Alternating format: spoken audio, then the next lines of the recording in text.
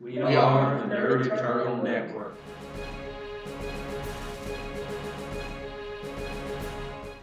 Hello and welcome to the Nerd Eternal Network. Today we're starting a new season of our Icons actual play. This season is Icons Earthbound, a Galactic Odyssey. We are picking up with the S.P.E.A.R team today. We have Curtis playing Landshark. Hola. Taylor playing Unison. Howdy, howdy. Mike playing Independence Ray. Sorry about the brief echo. And Zach playing Recluse.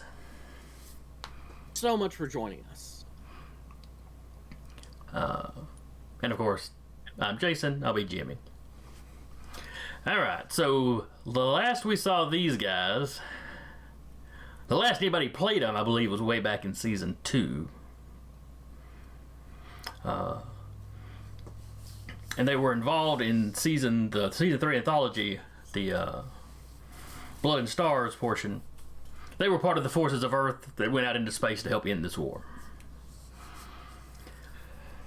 Well, they succeeded in doing that.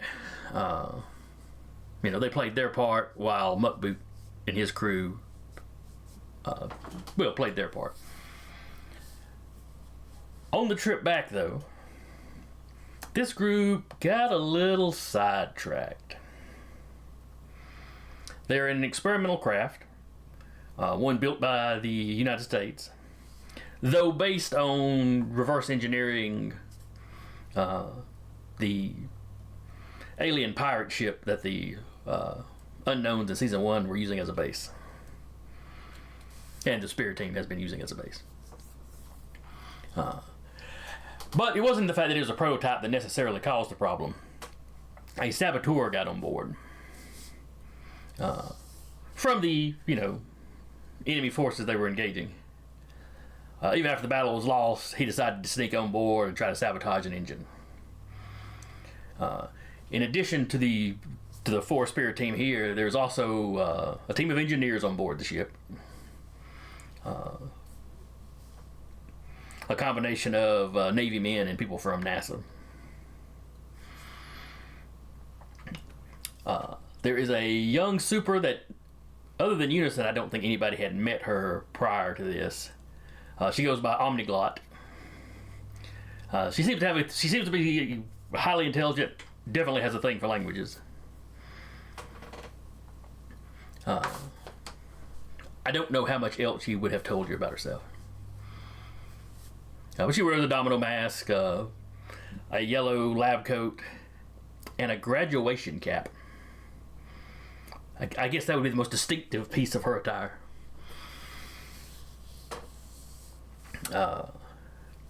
In addition, shipping out there and back, one of the Hawks were with you. These were essentially space patrolmen from the smaller Magellan Cloud. That about 300 of them had traveled back to help with the war. This one's named Star. She was on the ship when you tried to engage the faster than light drives. You all realized something was going wrong. Like all the Hawks, she was equipped with a suit of armor that channeled the power of primeval. Or primordial, excuse me. Or, no, it's primeval. I'm sorry. There's one very similar to it in Marvel I keep trying to turn around in my head.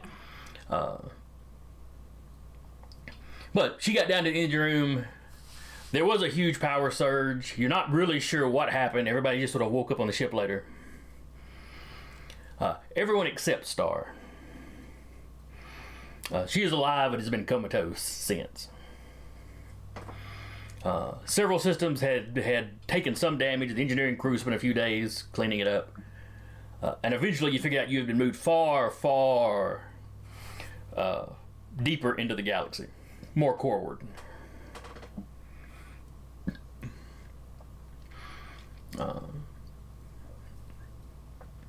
Once the ship was repaired, we're basically picking up shortly after the ship's been repaired.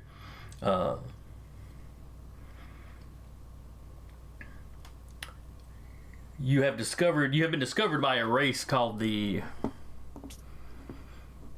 Shoot, I think I closed my notes page. One moment. No, let's see.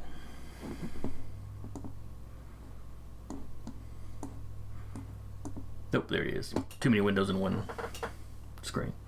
The Binern. They've only communicated to you via transmissions. They've never used a video transmission. You are essentially being escorted out of their space. They haven't been hostile. You just don't belong here. Please follow this route, avoiding most of our inhabited planets. They've equipped... The only go ahead. aliens we've encountered. Yes. You apparently arrived in their space. They appear to be isolationists to the extreme, but they have not been hostile to you. While they will not share anything that might tip you off technologically, they have made sure that your ship is fueled, that you have food. I'm getting a little echo through you, Mike. Sorry. So, you know, they have taken care of your basic necessities and then just escorted you to the edge of their property.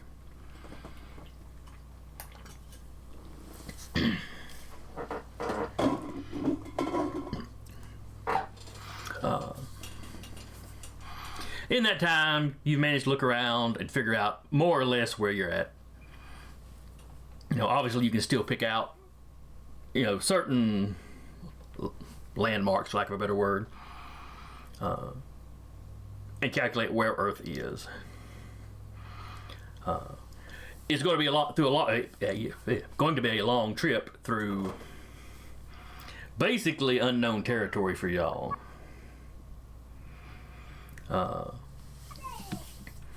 The other cultures that you were working with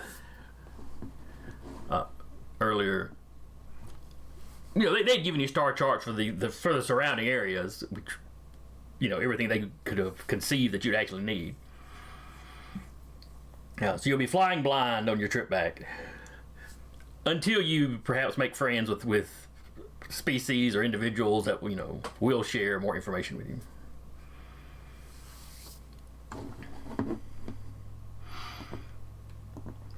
Now, Independence Ray is currently in charge. What is y'all's strategy for getting home? By which I mean, are you just trying to straight line, beeline to get there? Are you trying to sort of explore a little bit as you go? I would be inclined to go for the straight. I'd be inclined to get home as quickly as possible. When Ray had departed Earth, he had done so with extreme reluctance, because he had kind of made a promise with his fiancée Marcus that he would get into active dangerous missions anymore. That's kind of why he took the job as a trainer at the Bruce Carter III Academy. And this emergency taking him off planet was definitely a big source of contention. So he'd like to get home as quickly as possible. Well, how does everyone else feel? Recluse is down for just going home as quickly as possible. Like, the longer they are in space, the more likely something can go wrong in that ship, and he's not fond of that notion. Mind Shark definitely wants to get home to his sweetie as well. Unison thinks maybe we can skirt by a couple of, you know, keep as straight a path we can, but bend a little bit here and there to at least get acknowledgement and information from a couple other races. The more time Omniglot gets to hear alien races speak, and the more alien languages we can get before we get back home, is an advantage we as a species are going to need in the intergalactic game. You know, get as straight as we can, but if we can bend a little bit here and there to speak with a few more people. Totally reasonable. Yeah, especially since half our team were our educators. No, I can appreciate the opportunity to educate or help young Omniglot in her lessons as well. Well, Even though she's a graduate. well, judging from her Landshark depth. desperately wants to get home, but he's not a moper. He wants to make the best of things, and this is 6 months after the battle, right? We've been in space 6 months already, correct? Yes, you've been in space for 6 months. Yes, I mean some of that time was traveling out to the battle. I mean, that's 6 months in space without one adventure that required wearing a silver lame, sexy Flash Gordon outfit. So it feels like we're not really trying to space. We should make the best of it.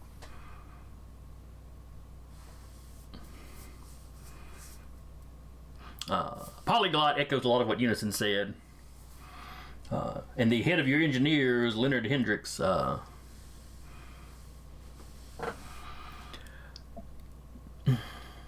kind of agrees with Landshark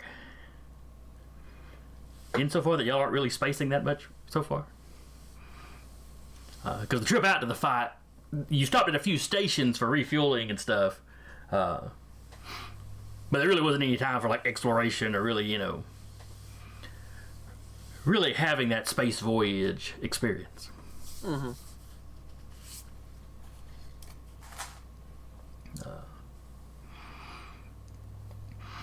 Oh, do any of you have pilot? If what? Pilot. 2 skills, 2 skill points. Okay. And then I can't remember. Could Unison pilot? No, Okay. that was an issue with last time. Well, I remember that you were piloting. I just couldn't remember if you could pilot. The reason I was throwing bodies out the door into missiles was because I couldn't pilot well enough to dodge them, and I had to use my bodies to get a +2 bonus. For those of you listening at home and don't understand where the bodies came from, they were Unisons, don't worry. Yes, that's all the way back in season 1. It's okay if they're your bodies. I can always make more.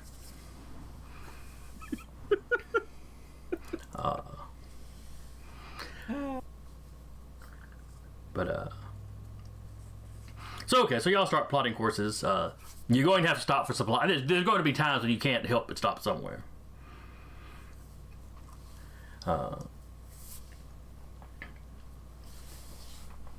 But several days pass, or probably about a week passes.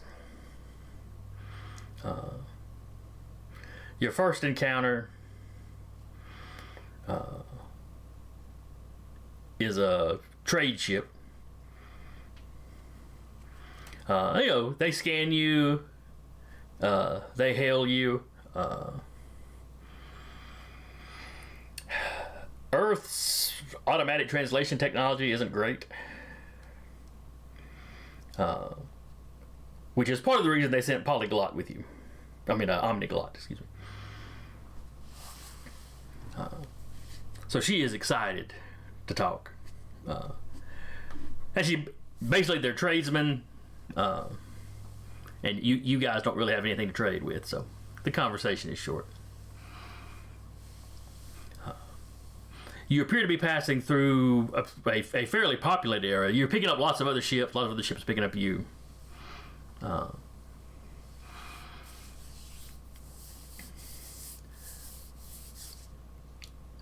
And around then is when Hendricks, your engineer, comes to you with just a list of parts that need to be replaced.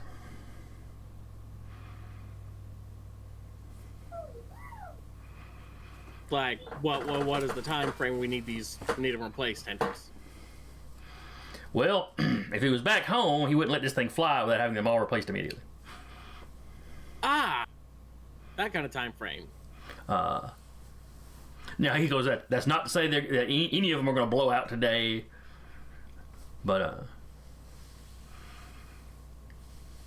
But I'm definitely not going to trust them all the way back, and any of them could potentially go at any time. You know, and he launches into explanations on, the power surge that flung y'all out here and the damage it did, This isn't the parts wearing out earlier than we thought they would or anything. It's the actual damage, done. Somebody blew part of this ship up. Unsurprisingly, that hurt parts of this ship.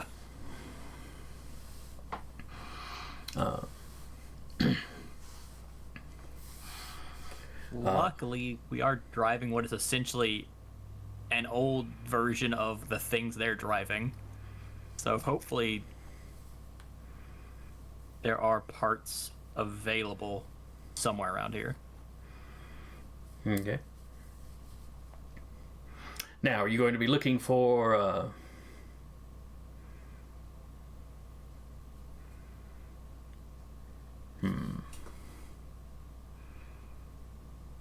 Well, Ray's in charge. It's Ray's decision. Yeah.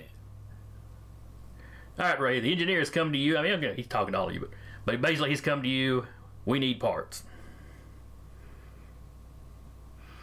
Some of them are fairly complex. Some of them are pretty basic. They just don't have spares.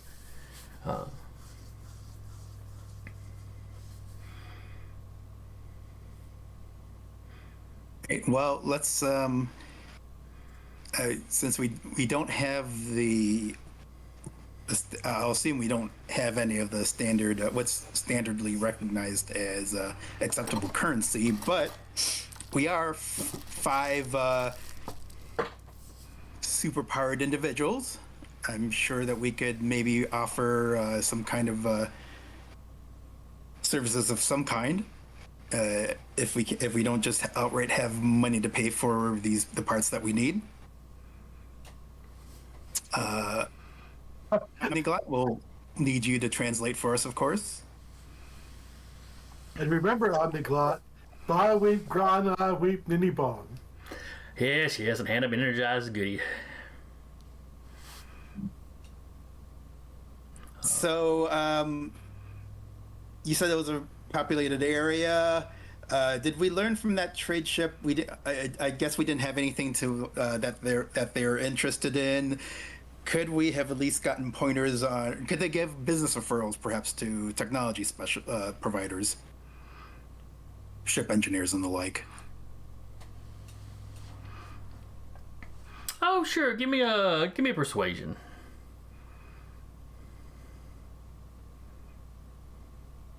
Which would be willpower plus if you've got persuasion. Persuasion was the other guy.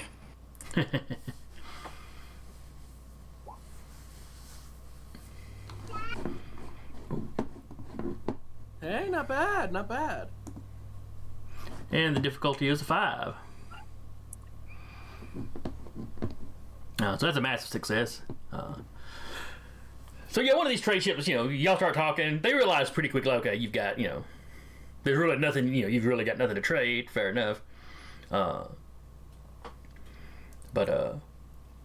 they're interested. I mean, you're not a species they've run into. You're from where? Oh, that's way out there. So they're happy to give you a real basic road, basically a road map to the local area. Here's a few big population centers. A few. Some of them on planets, some of them are large space stations. But some of them would definitely have parts, though. You don't know what you'd have to trade for them. Let's see, that was a massive success. Now they also give you a location of a junk planet. Basically, it was a planet completely turned over to industry that has since fallen into disrepair and is basically ignored by the owners. You might be able to salvage what you need, is his suggestion. Do be careful. There's other salvagers on those planets that If we can get a find little what rough. we need, it'll be more affordable. What's the legality of this? Oh, he says all kinds. People go there and salvage stuff all the time. It's literally a planet that's just being ignored by its by the local government. It was a big industrial planet, and then when their industries became more advanced, and you didn't need a whole hulking planet like that, it was more trouble to try to like re-bioengineer it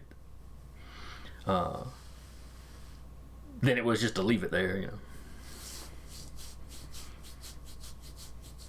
He tells you you'll be fine. If the people that own the planet show up and tell you to leave, just leave. He is not suggesting anything he considers illegal. I don't see where this could possibly go wrong at any point. Let's do it. Let's plot a course. Yep. All right. So you plot this course. It's pretty easy to navigate. It's like this was an old trade route at one time, though it doesn't seem to have as much use now.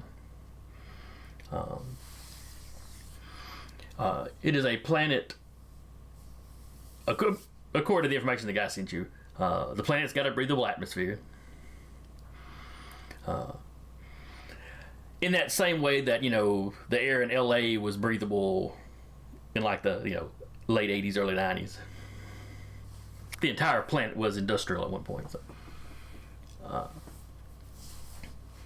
not somewhere you want to hang out, for weeks or months, but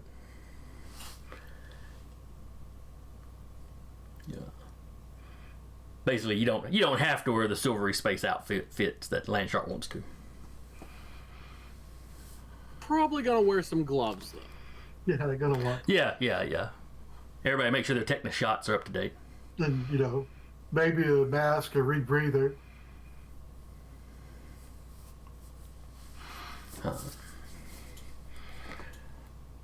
And by the way, whenever we're on a planet, Landshark's going to keep an eye out just because Earth powers are his thing. He's going to keep an eye out for any interesting stones or gems, especially something that he thinks he would not find on Earth to bring back with him. Especially maybe something he could make a ring out of. Okay. Yeah. Does Unison have any of his copies still out and about, or did that kind of blackout moment on the ship cut us completely off? I'm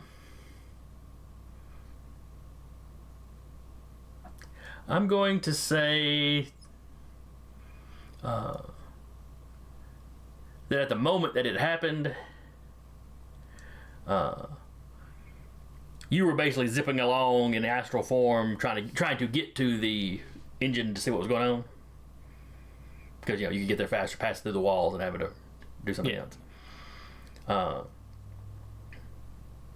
So we'll just say that you didn't pass out because of that. It still knocked you a little loopy. Something weird went on, and but you didn't actually pass out. And for clarification, I'm assuming we don't have. I mean, Recluse probably does, but the rest of us may not have a clear understanding of Unison's duplicates, or that he's got one on Earth that he can do basic communication with.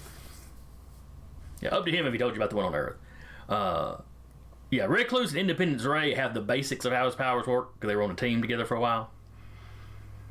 Landshark got brought into S.P.E.A.R for a specific reason. So you haven't actually done a whole lot of team stuff with the team, other than this excursion, and probably when they were showing you around Behemoth's Island. Because I think that was part of what they were hiring Landshark to help with.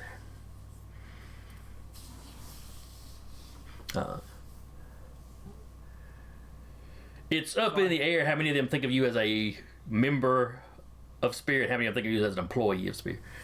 If that makes any sense. Up to them. I mean, it's up to each individual.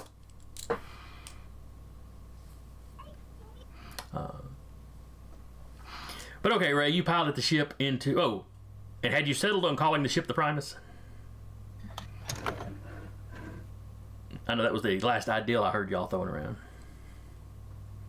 I like it. Imagine our surprise when we come back home and find that Primus is still alive. Yeah, yeah. Then you can come up and critique the ship that's named after you. He would. He'd say he has one that's better. It's got those classic curves, the nice saucer shape.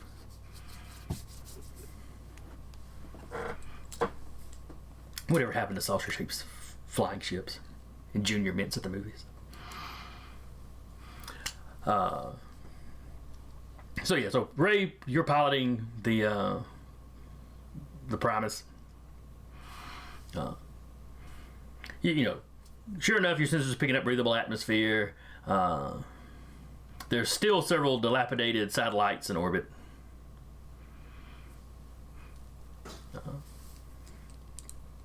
You know, all of them are on orbits that will eventually bring them into the atmosphere, but it's a slow process.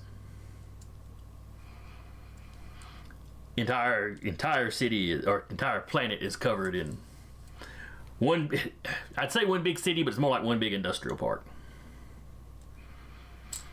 But you have layers built up over layers. Some of these cities are, you know, a mile deep. I think Coruscant was a slum in its entirety. Nice.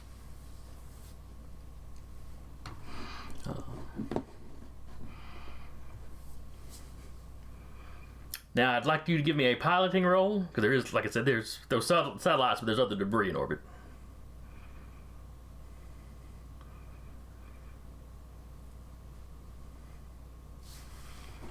You know, as well as your ship having, you know. Oh, wait, I think I'm about to mess up.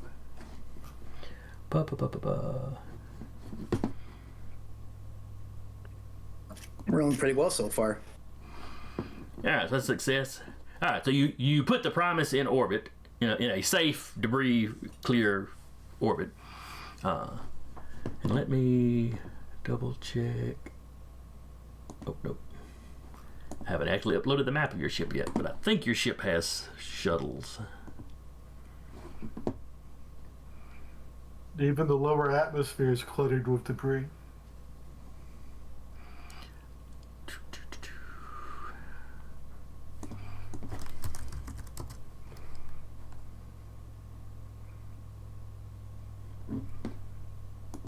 Yeah, y'all got a shuttle. Okay.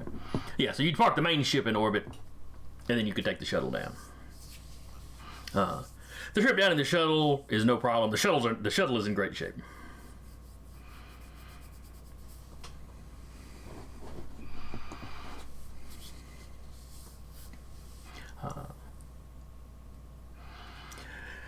So you go down. You find you scan. You find a sturdy portion of the structure of one of the cities. I assume all the heroes are going down. Polyglot's going to go down, or she suggests going down. In case there are any others, you know, other scavengers down there you can talk to. Or really anybody that you might want to talk to. Sounds reasonable. I recognize now how much I'm going to love having named this character this season. This is like the third or fourth time you said polyglot. Well, that polyglot's an actual word. Yeah, because it's the common actual word. She's the night magician of this campaign arc. Yeah, it's great. I love it. The heroine Omniglot, formerly known as Polyglot.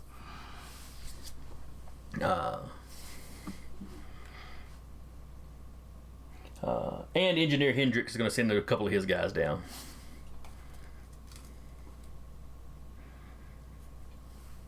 So you've got to... Yeah, we may need a little backup to make sure we get the right materials.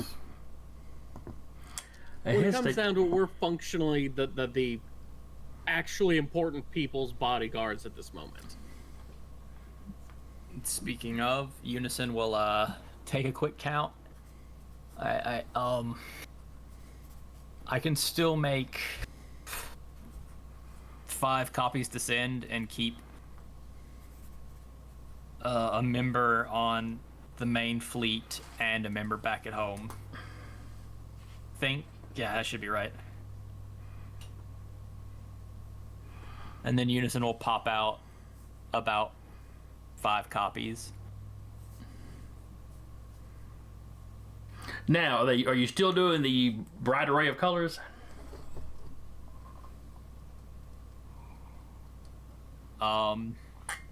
Yes. There's still the 6 of us in our 6 different colors. Okay. And again, their names are, let's see, there's Skywatch. There was Novice. There's Unit, Novice, Impulse.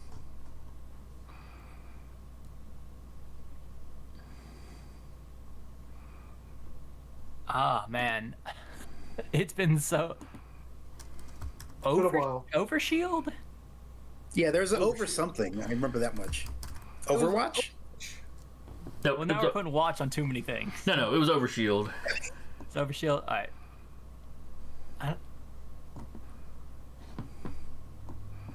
The Sky one and the Night one I don't remember well enough. Alright. It might have been Night Watch.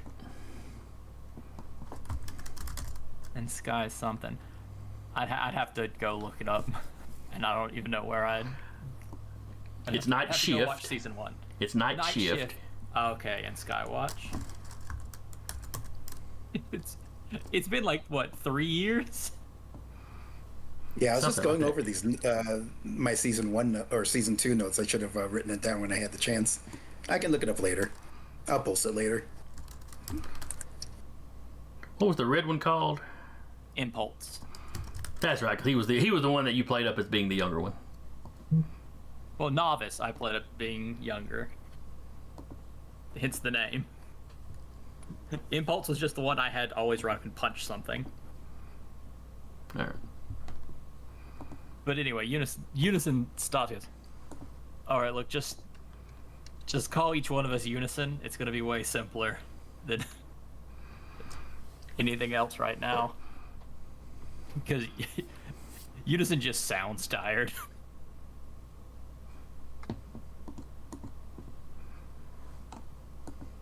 Can we get like some water, a protein shake? There's some like chicken noodle soup in the cafeteria back on board if you want some. That'll be fine. Just the faster we handle this and get back home, the easier it'll be for me. Has he told us that he has one back on Earth? I did just now. Because I'm not thinking clearly. So I said the one on the fleet, keeping one on the fleet and one at home.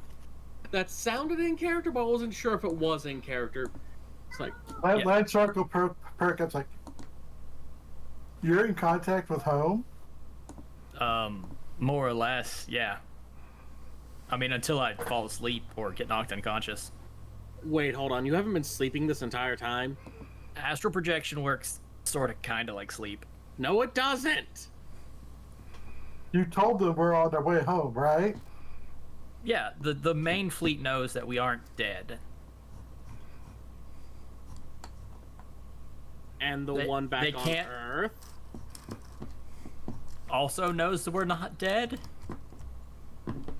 And they told our friends and family, right? I mean, when they're done doing what they're doing, yeah. You know, we're not gonna press this too much right now, Landshark. I understand. Look, I'm trying to keep 9 brains straight. It's really difficult. Yeah, it's just you take care of yourself. Don't worry about it too much. Yeah, we know you're under a lot of strain right now, so yeah, let's focus on getting the parts we need. All right. So you had found a landing pad. Well, what scans you did showed you it's sturdy. You land, there's a bunch of dust gets thrown up. As you're disembarking, give me awareness checks. Sure.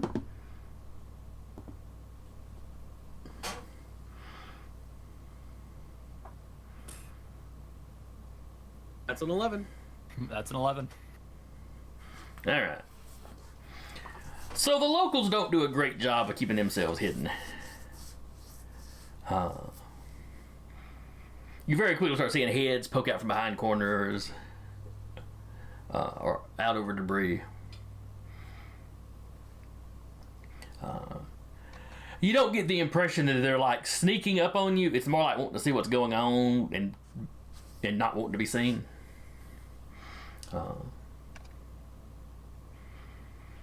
Most of them some of them are dressed kind of raggedly. Some of them their clothes are still a little worn and a little dirty, like, you know. But you look around this place and it's all gray dust and rust and it's you haven't seen anything green since you came into the atmosphere.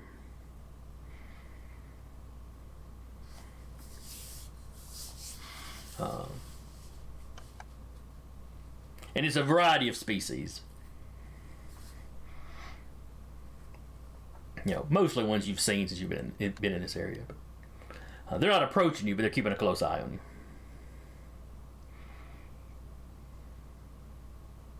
I bet they've never seen a shark before. Probably not. This planet's oceans were probably used for cooling its massive factories.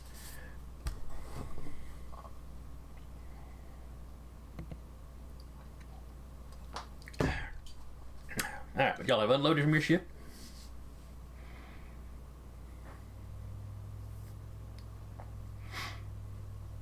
Are you going to divide up the team? Are you going to stick together? Yeah, I was like, let's divvy up to cover more ground quickly. Like, we are all experienced, capable supers. Keep in mind, only one of us will have a translator. We only have one translator. That's actually a good point. Ignore me. Yeah, let's all stay with the person who can actually talk with the freaky aliens. Or can she? Yeah, if Recluse actually says with the freaky aliens, Omnigod's going to kind of give him a look. Never let it be said that Recluse is not completely self-aware when he says things like that. I mean, they are a little freaky. I have yet to see them engage in one sexual deviancy. Now let's get going. I really don't want to see that. And Omniglot, forget I said that. I forgot I was supposed to be somewhat of a respectable person in front of you. She makes a motion like she's pulling a piece of paper out of her head, crumbles it up, and throws it over her shoulder. Thank you kindly. The engineers have been excitedly looking at everything, but not so excitedly that they're straying very far away from the escort. So there's a lot of junk on this planet. The particular pieces we're looking for, pardon me, are likely going to be exclusively on junk spaceships. Is that correct? Or would we find it with factory equipment and stuff? Some like stuff that? you might be able to find it with factory, or find some piece that they could work into what they need. In some cases, it's almost more of a raw material thing. Like they could fashion one on the ship if they had the materials they needed. So the engineers Have metal control. do what now? Too bad I don't have metal control to help them fashion what they need. Yeah, metal control just ain't part of a shark's powers. Nope. Now, if you had like electrical detection, then you'd be onto something.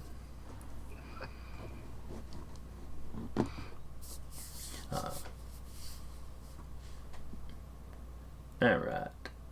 I want all of you to give me. Basically, you start spreading out. The engineers have a list. They're checking. Every now and then, Lance try to have you come over and pull a panel off of something. Well, Recluse, you're both pretty strong. Thus far, nobody has approached to talk to you. Polyglot has, or Omniglot has called out to some people, but when y'all spotted them, but they haven't responded. And usually, when they realize they've been spotted, they scurry off. I want you all to give me a awareness check for just making sure you keep the scientist guys, the civvies, in a good view. Oh, okay. My investigation will not help with this. 8 is the number to beat. All right, come on, 14. come on. Unison's on There we go, top of seven. it. Wow, you'd have all let your My awareness character. you would have Really all liking the start of this campaign. you would all have let your red shirts wander off.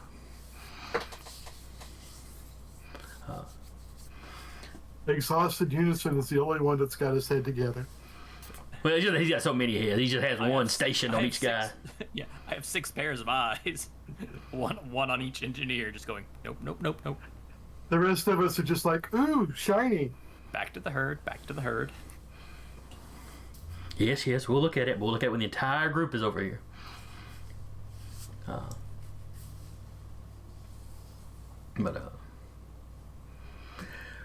Meanwhile, 1 or 2 of mine is just taking ravenous notes from Omniglot, just speaking. And she's just a steady stream talking. She's changing subjects without within one breath she's gone through 3 different subjects. That's why I've got multiple stenographers. Making multiple observations about things all at once. Like I said, most of you have not sure what her powers are, other than clearly she's got an enhanced mind. And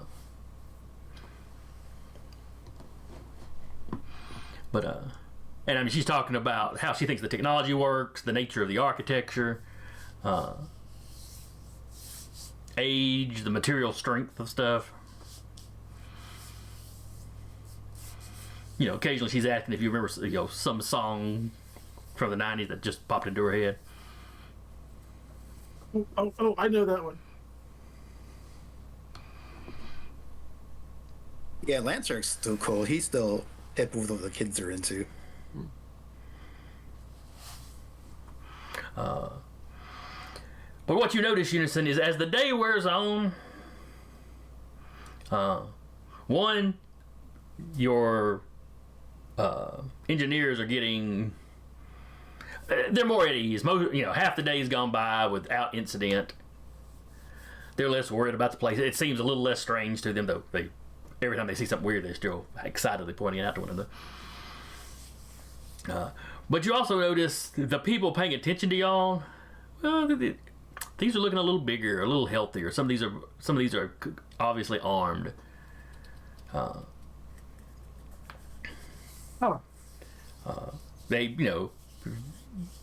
You're not seeing anything to make you think that it's specifically setting up an ambush, but you can't help but think that they're waiting on somebody to wander off on their own.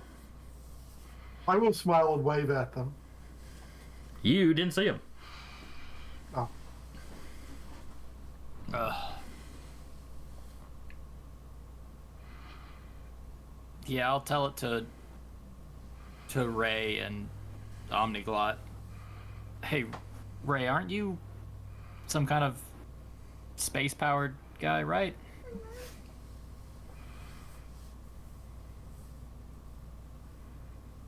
Do you have you got any way of doing something to help ease their minds? Well, if by ease their minds, you mean demonstrate that we're not going to be easy mugging subjects, I can certainly let a blast or 2 loose just to show them that we're not just a bunch of easy pickings. Is that what you're thinking, or are you thinking that we need to actually? Well, just I was more hoping Be like some kind put of. them at ease. I was thinking more of the put them at ease. We are kind of on. We kind of walked into someone else's house and are picking through their garbage. So I don't exactly want to pull a gun during that. Oh, I could have Omniglot announce that we're just here for a few pieces to for ship maintenance, and when we'll be on our way. And we're not looking to glut ourselves of the locals or threaten their accumulated goods. All right, give me a willpower persuasion.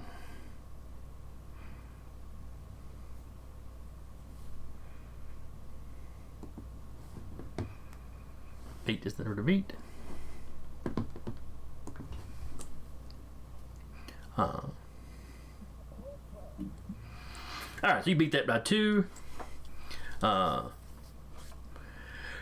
Yes, and you see some of the people pull back after his little speech.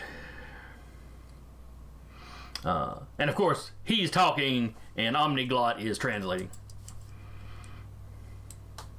How she knows exactly which language to use is an open question. Because you've spoken to no one on the planet, but she chose a specific language for some reason.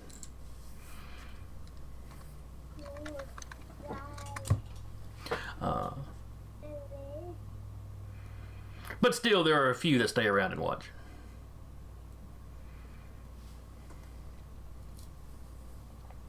Have we actually found anything useful yet? Yeah. The engineers have been picking out. It's been slow going, but yeah, the engineers have gotten 3 or 4 either pieces they needed or something that they can use to make the piece they need.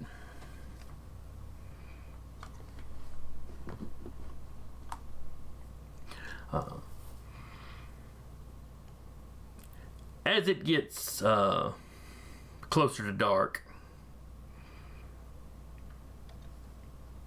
you turn around and you start making your way back. Keep our area illuminated so that we can all see our way home or our way back to the ship. Okay. Yeah, you get a little while till the sun goes down, but it still starts getting shadowy in the ruins of this place a bit earlier. So Ray just lights himself up.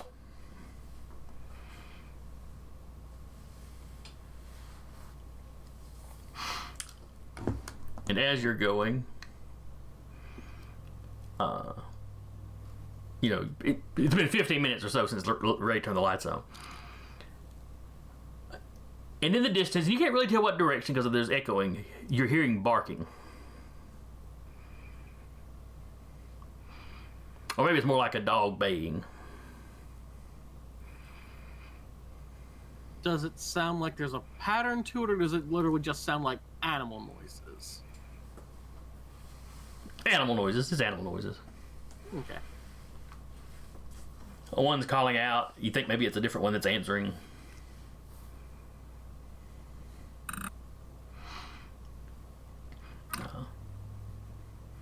When you're Kind of cute. Space puppies. Yeah, let's not stick around to meet the space puppies. Well, the space puppies are advancing very quickly. When you're about half a click from the ship, you spot one of them.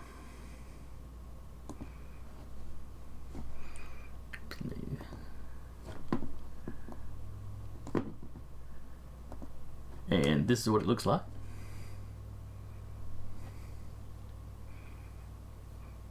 All right, did the handout pop over everybody? Nope, don't like it. Are they robots or cyborgs? That right there is what it looks like. So from where you're standing in the dim light, it just looks robotic, but it might be a cyborg. Gotcha. They have dogs in space? I mean, we've seen a lot of other species that Yes, follow similar body plans to humans, so I'm not totally shocked. There might be a species out here that's close to canines that they based these on, but It's also crazy because they're barking like dogs too. yeah, Like they're just dogs. They put a robot in space.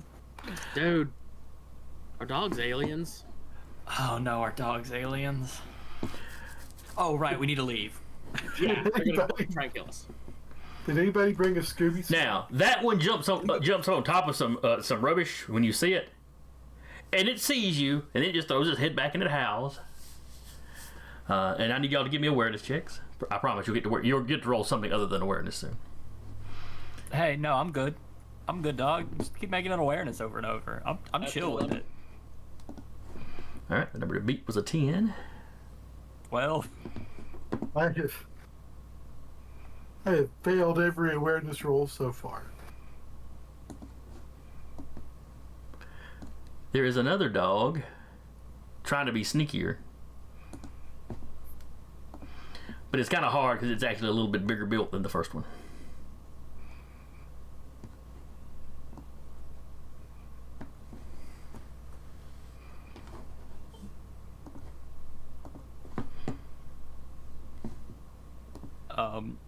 three of the unisons will point at the bigger dog. Omni, is that one a robot or creature? Flesh, mind, brain, speaker. Oof, that was a mess up of a phrase. She looks at you. Are you sure you're okay? No.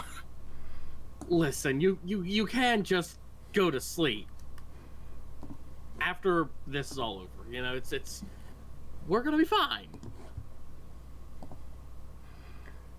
Yeah, but stuff's happening on like Earth that we need to know about. Stuff's always happening on Earth. We can just like Google we could just Google what's been going on once we get back. Sure, it's not, super important. As long as they know we're coming. I'm sure I'll get around to telling somebody. Yeah, we are going to talk about that part.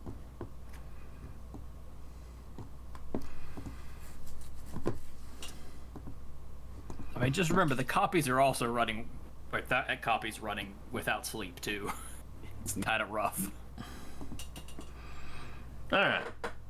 You're not letting the one back on Earth operate a motor vehicle, are you? I can fly. No, there's no need. Also, he's buried like 6 feet underground, so he's fine.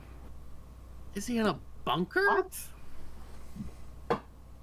No, he just... You know what? Explaining my power would take too long. Dogs. All right. So you got the one here that was baying, and that was trying to be obvious. And you got this one across the way. That's trying to, it's down on its belly trying to creep forward. Okay. We need to get the red shirts to the ship with the supplies. Mm-hmm. Maybe Unison should do that. He's tired. Are there enough unisons for each of the engineers? Yeah, you got 2 engineers with you. Okay. So we could also have Omniglat carried too, unless she can actually take care of herself in a fight. Yeah, she's had some combat training. Okay. We get Omniglot to the ship as well with the engineers. And the rest of us will She just doesn't- like, hey, She doesn't Scooby. look super happy about that. I made a promise that you would not be put in unnecessary danger. Yeah, someone's got to keep the engineers safe. She gestures to her outfit. Do I look like somebody that's trying to avoid danger? Going into a war with a bright yellow coat. Omniglot, with all due respect, you, as far as I'm concerned, you are mission critical. So you and the engineers probably need to head back to the safety of the ship. Please. Give me a willpower roll.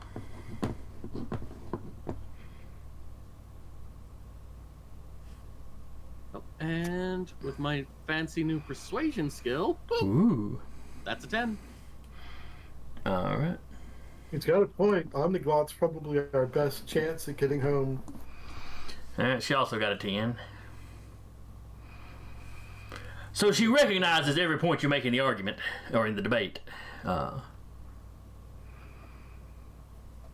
And while she's still not happy about it, she has no real logical rebuttal. So she begins to escort the engineers. And I will send Unison with them. Okay.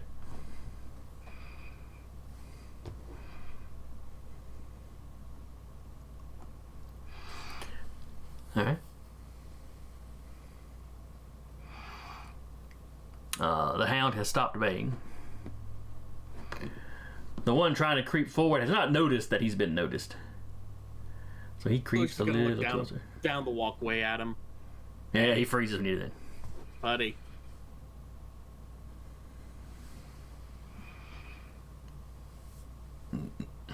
And once it's obvious you've spotted him, he just stands up. At the distance, you hear a slight. We're just walking through. Good boys. Good dogs. Get out of your yard just to sit real quick, like, okay? One on top of this little I'll puff up and try and look collapsed stuff intimidating. moves forward.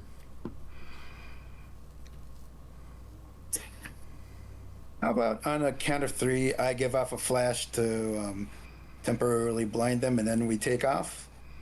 Sounds I'm good. concerned that they may still be able to track us via scent, but maybe if they're blinded, that'll at least slow them down if they try to pursue us. Might spook him. Yep. I can leave 2 of us behind to watch them as well. Okay, so you think we might still be able to just like walk our way through this without provoking them? Well, we can have a barrier in between them engaging us. Well, I could make a barrier. Oh, I see what you're saying. Oh yeah, Well, all the better. A barrier of person that they will or will not attack to tell us whether or not they will or will not attack. Mm. I can make a wall. I'm Okay. sorry, I'm not getting what you were suggesting.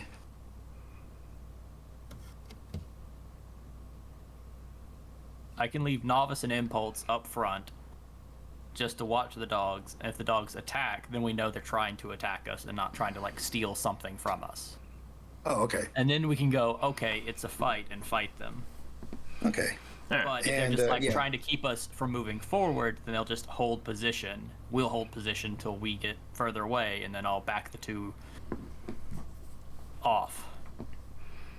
Okay. And if the unisons do spot an attack, then Landshark can raise up a wall. But yeah, let's see if we can just slowly maneuver our way around this.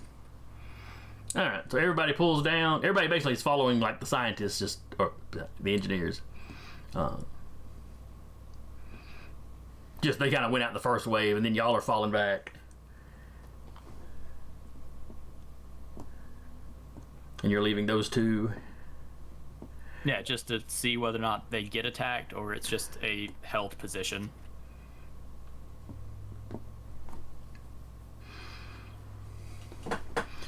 All right, so they get here. They're sniffing around where y'all were standing, keeping a weary eye on the 2 Unison clones that are there. If the rest of the group continues to back away, they start moving forward. They just, unless the Unison clones interfere, they just bypass the clones and keep going. Only now they've got their heads down to the ground, sniffing as they get closer to y'all. The 2 copies will follow. kind of at a walking pace beside. How close do you let them get to you? You know, the main group. Because they're going to walk right up and start sniffing you if you let them. I'm gonna try and keep out of, immediate snapping range. Well, that's interesting because one of the robots seems to focus on you. Don't like that. If one of them wants to get close to me, I'll let it. If it decides it wants to fight, it's not going to take me out in one bite. So yeah, all of you get a quick sniff. But if it's a dog, let it sniff you. You know what I mean? The clones, they just barely sniff and then disregard. Taylor, the one that comes by you takes a bit more of a whiff, but still didn't spend a lot of time on you. That's interesting. Same thing with Land Shark. One of them really seems to be focused on sniffing Recluse, and the other one seems to be focusing in on Ray. I try to remember, do I have any food in my pockets? Just pat myself down. Oh, it's that bacon I forgot about it in my front pocket. Oh, that's been in there since we left Earth. Oh, Ooh. no. Well, if it's really crispy bacon, it would probably last for a while, because that, or maybe it's bacon jerky.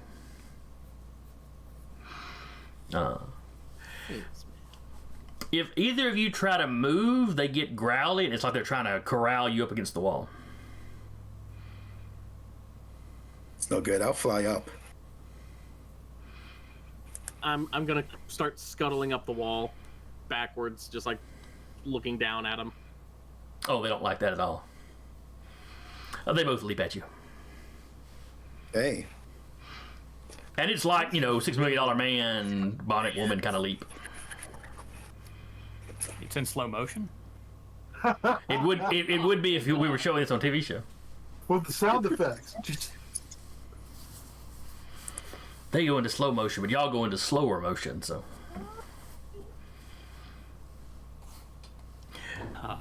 Time manipulating dogs. Watchdogs. But But no, they do leap at you, though. All right. All jokes aside, you're being attacked. So Recluse, the bulkier one, is focused on you. Mm-hmm. So he's going to jump and snap at you. So that's his prowess. +2. Ooh, well, he only rolled a 7. So give me an evasion. Alright, you evaded with a 12, so that's no problem. Then the other one jumps up at Ray.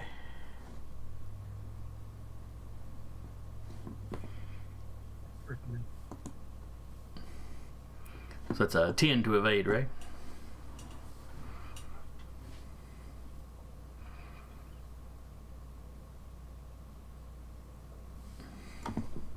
Is this a prowess defense? Yes, this is prowess. And since I'm flying, can I take advantage of my aerial combat specialty? Yeah, I'd say so. Awesome.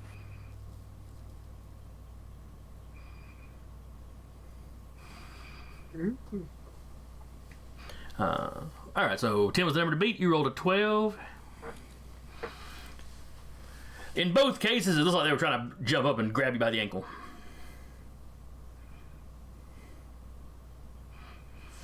And when they miss, they start barking and they land. They're clearly going to try to jump again.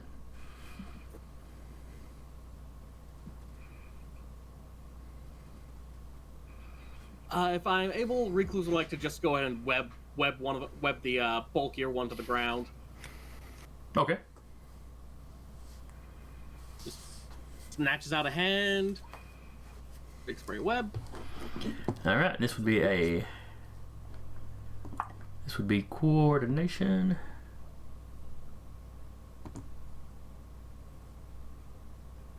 So 5, you beat it by 3. That's a major. And I forget, is a major a total? Or is that a full hold or a half? I think it's a half hold.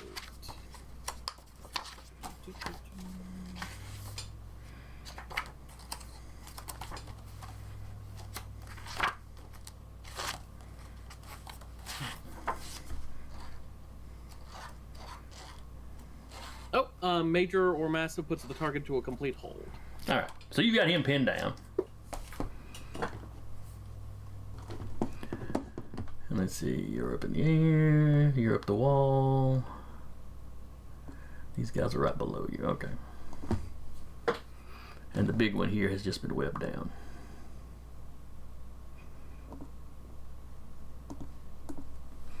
All right. Ray, you want to do anything to yours? Yeah, I'm going to give it an energy blast. Okay.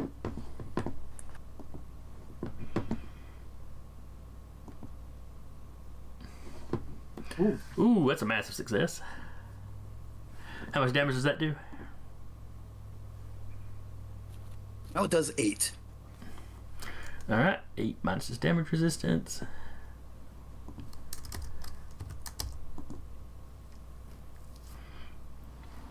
Yeah, you did a decent bit of damage to it. It kind of yelps.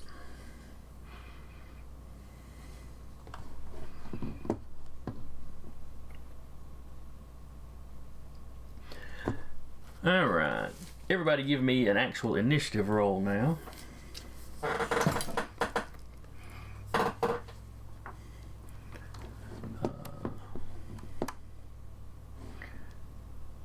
That's for him. For him.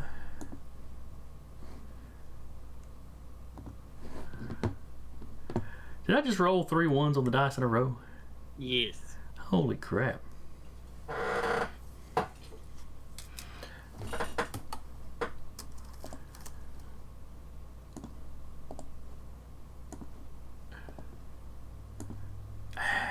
need to open your character. I need to give him a turn. There we go.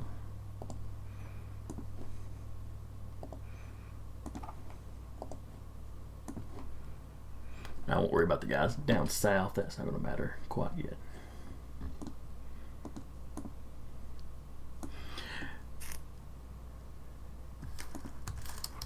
So 4 and 4.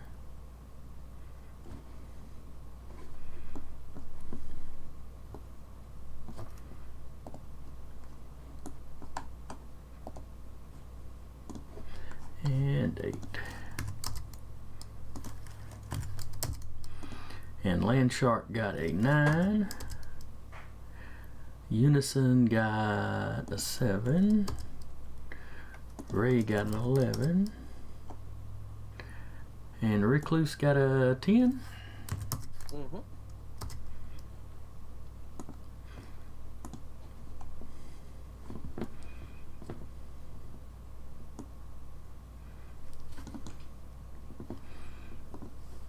All right. Then starting things out will be Ray.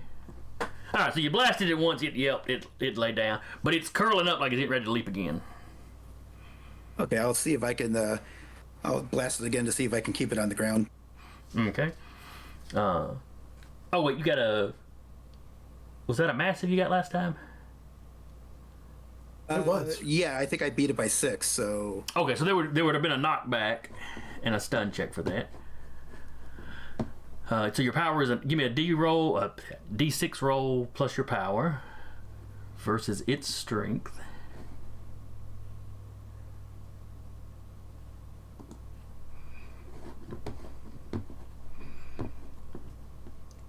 Okay, so that first blast would have knocked it back and prone.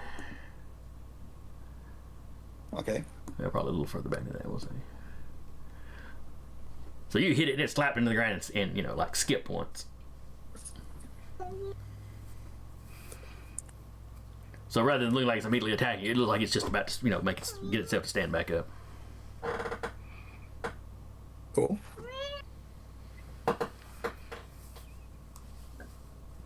But are you gonna blast it again?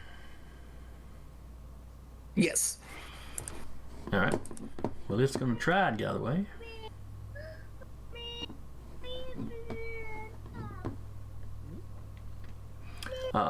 That's still a solid hit. And it hits the ground and it just lays there. The lights in its eye go out.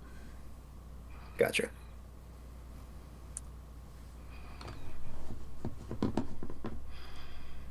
All right, recluse. I'm gonna scale down and just elbow drop the one dog I had bound up, and I'm gonna use my multi attack to apply extra damage. Seems vicious, but all right, go ahead. That's an 11 to hit. All right, this is its coordination. It got a 9. All right, so you hit. What's your damage? 8 plus 1, so 9. All right, it takes the lick. It feels, decently armored. But you clearly did a massive amount of damage to it.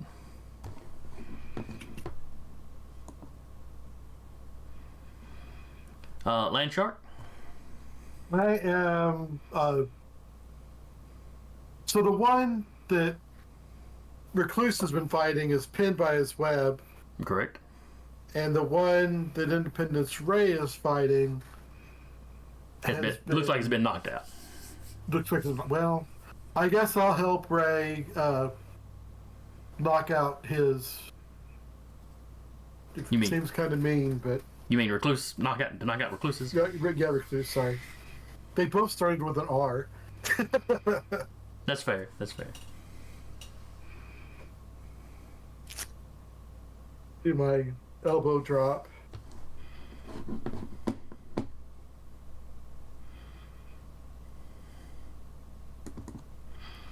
Oops. Oh, I tapped twice by mistake. I was also rolling on the wrong stat, but it's a lower stat, so.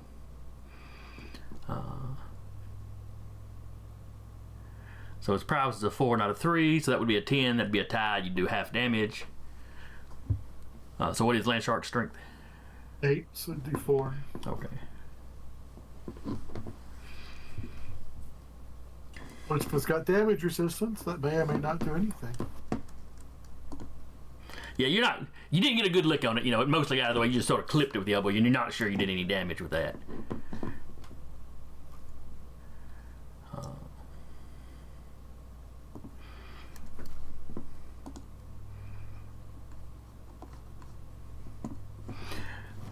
And then someone you had not seen before. And actually, you don't see him until he takes a shot.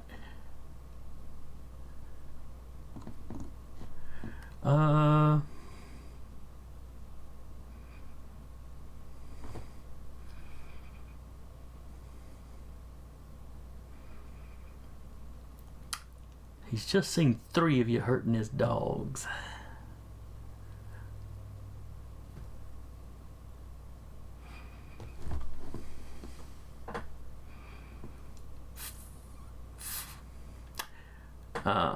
But Landshark, you're the one that most recently tried to hurt a dog, so he's gonna take a shot at you. Oh, wait, multiple shots. He'll take his first shot at you. I'm giving him a +2 because y'all, you were occupied. He's just coming out of hiding. So his coordination.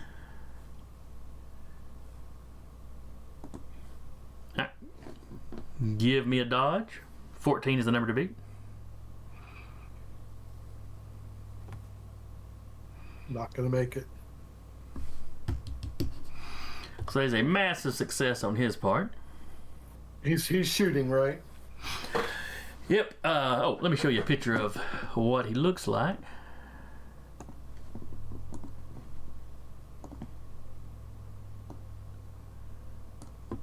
So he's dressed in green. Got a whole cloak thing going on. That's a fancy name. And where you see him firing, he's standing there, with his hand. It's like he's drawing a bow, Uh-huh. but the actual bow seems to be made out of light in his hand, as is the arrow that streaks forward and strikes Landshark.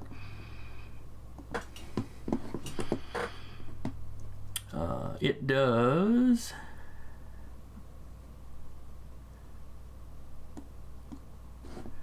Well, That's a success. if I get the program to respond to me. 7 points of damage. Does that go through since it's energy, does it go through my damage resistance? No, it's still doing normal damage. It's not doing mental damage or anything like that. So it's 7 points, but it's 7 points that hits your whatever your resistance is. All right.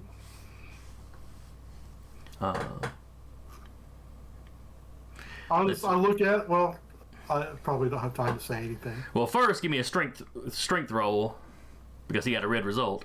Right. Or so he got it's massive success. He got a massive success. So that's versus a 7.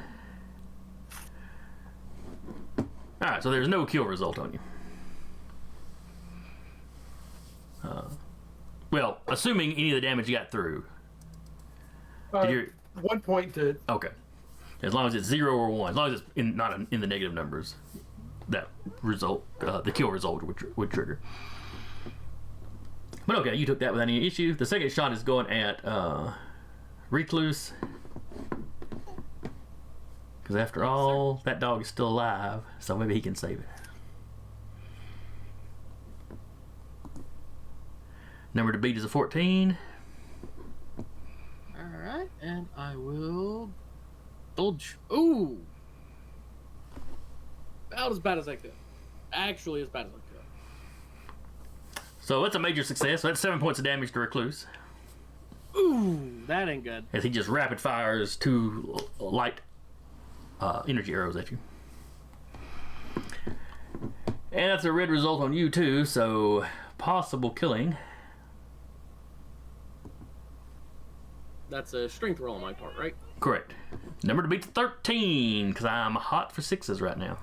That is a match. Okay, on a match it doesn't happen. Don't die, Recluse. But I'm going to try and get this guy's attention, make sure I stay a target. And I'm just going to say, ouch. I'm just saying that to make you feel better.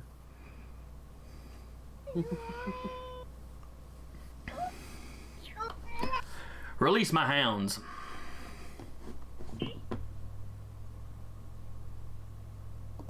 Unison, you're up next. One of the hounds is completely free, right? One of them is webbed up, and then one of them is just laying non-functioning. I'll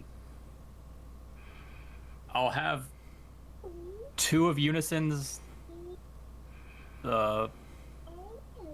carry this dog to the bridge and just set it down gently, and the other 2 take the webbed up one and set it on the bridge gently. Well, it's webbed to the ground.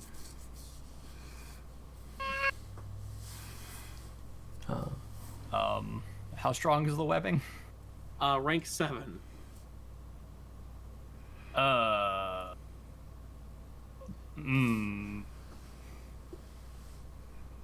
set the one dog down and then state openly. The other dog is webbed to the ground. We can step away from it if you'd like. Do so, and he hops down, and starts walking across the. And the rest of the Unisons will start stepping back, but going. The dogs jumped and initiated an attack. Apologies if we've stepped in an area we weren't supposed to. I hunt here, but I hunt anywhere. And he comes up, takes out a knife, and starts cutting the webbing. What manner of creatures are you? I'm a shark. We're from somewhere else. But And you notice you're completely understanding what he's saying. But By any chance, do you know of the Intergalactic Hunting Lodge? Yes, the. Let's see, what term would he use? The Guild? some of the less advanced. It's over in the less advanced part of the galaxy rimworld. Ooh. Yeah, there's a hunter in that group called Muckboot. We're of his race. Our people haven't really done much space exploration yet. Oh, so you're human. Oh, thank goodness. Okay, yes, we're human. And then he looks at Recluse. I'm special. He literally sniffs. Okay. First your dog, now you. Why are you sniffing me and Ray? Well, you are marked by some old gods. Though the last of their creatures on this world died out. Well, when everything else died out. Yeah, this doesn't really look like a very healthy environment for anything. Kind of curious about how you were able to smell the presence of the crawling gods.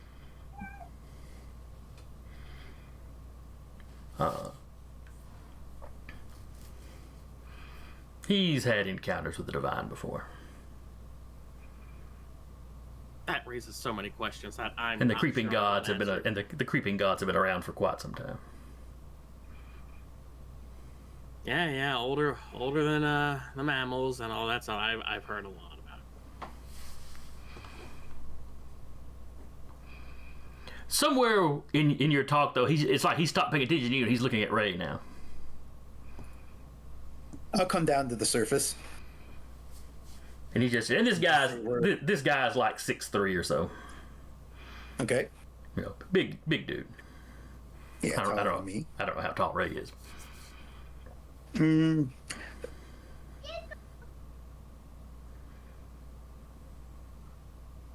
Uh-oh. Oh, 5'10". Let's Okay. make it official. Okay. So not a short man by any means, but Yeah.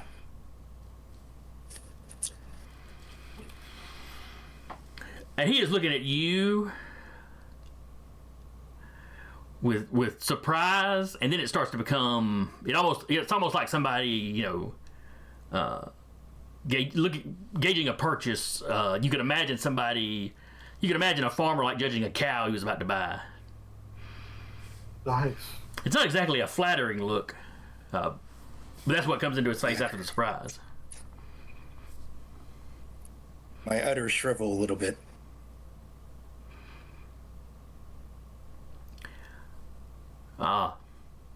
They've been trained to track. Specifically, we're on this journey, mapping migratory patterns of a creature that. What? Shoot, let me find my notes.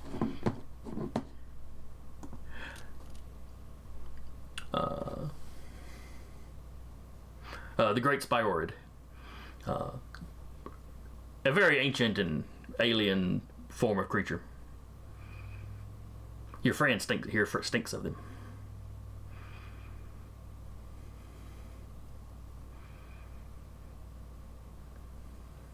These creatures you speak of, they wouldn't have to be composed of light energy, would they? Oh, so you know some well, of course you know of them. You've clearly encountered them. Yeah, yeah, you could say that. So who's hired you to trace these migrations?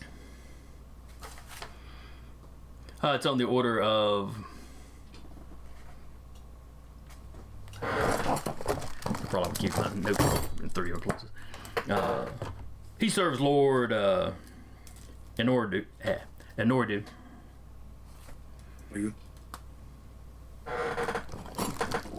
Is this a strictly cosmic ecological interest? Oh, my lord has had an interest in the S.P.E.A.R for quite some time. He's planning on mounting them up on his castle wall. Nothing so crude.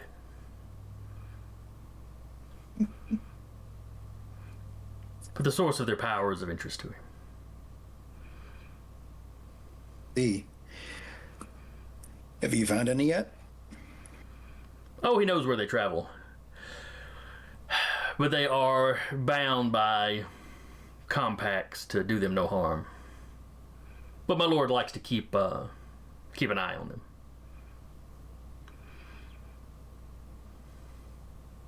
So what you're saying is you're honor bound or legally bound not to hurt these light creatures. Indeed, it would actually trigger a war between my lord's people and others. Okay.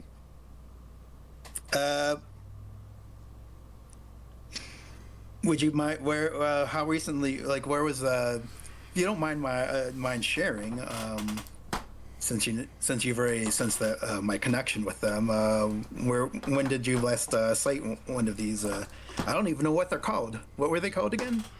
My people refer to them as the Great S.P.E.A.R. Though any culture that encounters them has their own name, of course. The Great S.P.E.A.R. S.P.E.A.R. S.P.I.O.R.E.D. S.P.E.A.R. Oh, S.P.E.A.R.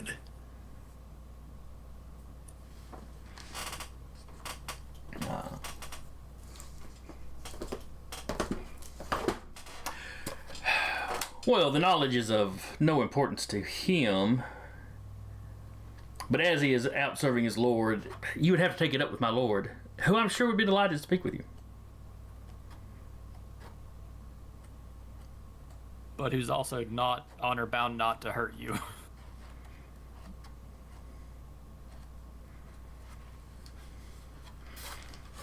Well, actually, he would be honor bound not to hurt me. Is that what you're suggesting? I'm suggesting nothing. Okay. I thought like one of my teammates said something about me not being under that protection order. Humanity isn't. Though it has been a long time since any of our people interfered with Earth. Oh, that's a concerning phrase. Yeah. I would like to turn aside to my teammates and ask how they would feel about a brief pit stop. I'd like to, first of all, I'd like to clarify just with my own teammates. You do know. I just want to make sure they know about like my origin, like that. Just make sure they understand that the energy aliens are talking about is the one that's inside of me. Are we all on board with that, or at least are we all on the same page in that with that? Yep. If you've ever said it anywhere privately in the Spear headquarters, I know already. Okay. Yeah, I would have. I wouldn't keep it from. I wouldn't keep that from y'all. Yeah, I was thinking. Bruce, I'm sure. I was thinking the original Spear team. I was pretty sure everybody pretty well knew everything about each other. And I think there wasn't a whole lot of secrets there. Yeah, I think alongside Toss Up, we knew like you were alien based. Yeah, basically, I collided with one of these energy aliens, and it got fused to my body, and that's what gives me my powers.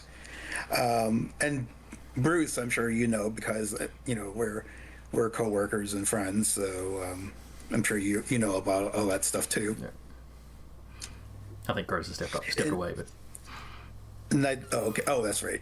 Well, anyway, I'd like to pose to the team how they feel about how they would feel about our first of all agreed upon occasional pit stops for learning purposes to be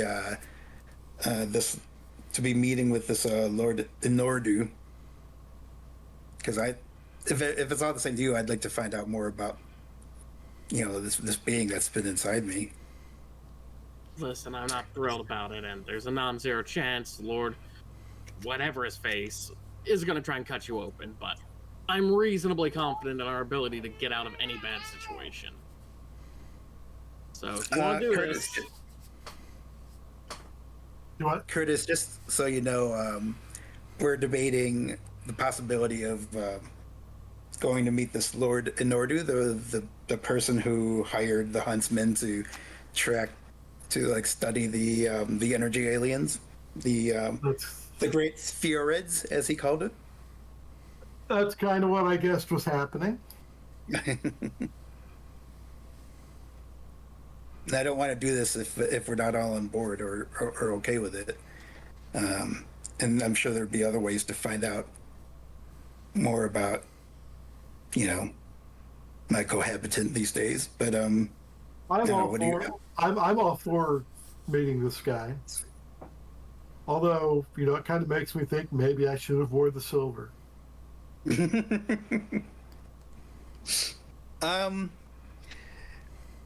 Let's see where things stand with the huntsman right now. First of all, are we code? Why did your hounds attack us in the first place if this isn't your territory? And while he's talking, he's cut the one hound loose. It's gotten up, it's walked over, and seems to be doing some kind of repairs to the other. Sure.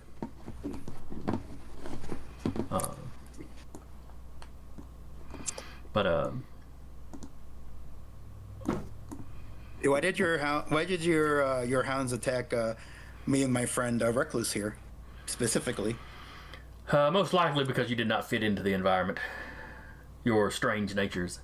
Oh, okay. Well, and they should have initially tried to just corral you and hold you until I arrived. Though if you had tried to do that, if you had tried to leave, they would certainly have tried to hold you in place. Well, now you've got us. What do you want with us? Oh, to come back with me to my lord's palace. Is that on this planet? Presumably not, but is it? No, certainly not. Because right now we are trying to salvage after a bomb attack on our ship.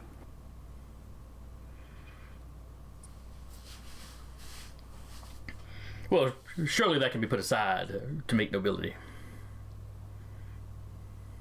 Well, to make sure the ship can run, we're having to salvage a few things. You can leave your ship here. There's no concern there. We'd prefer to travel on our own power. We'll follow behind you. My lord's world is many weeks' travel for conventional vessels. Conventional?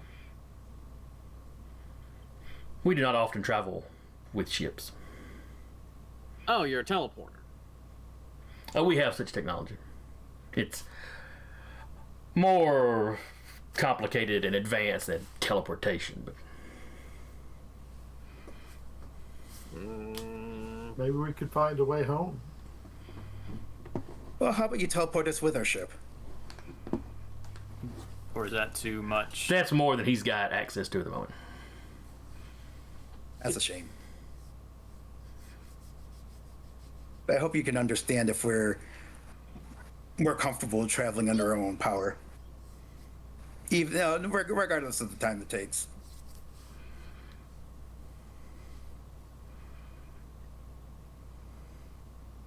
So you're turning down my invitation?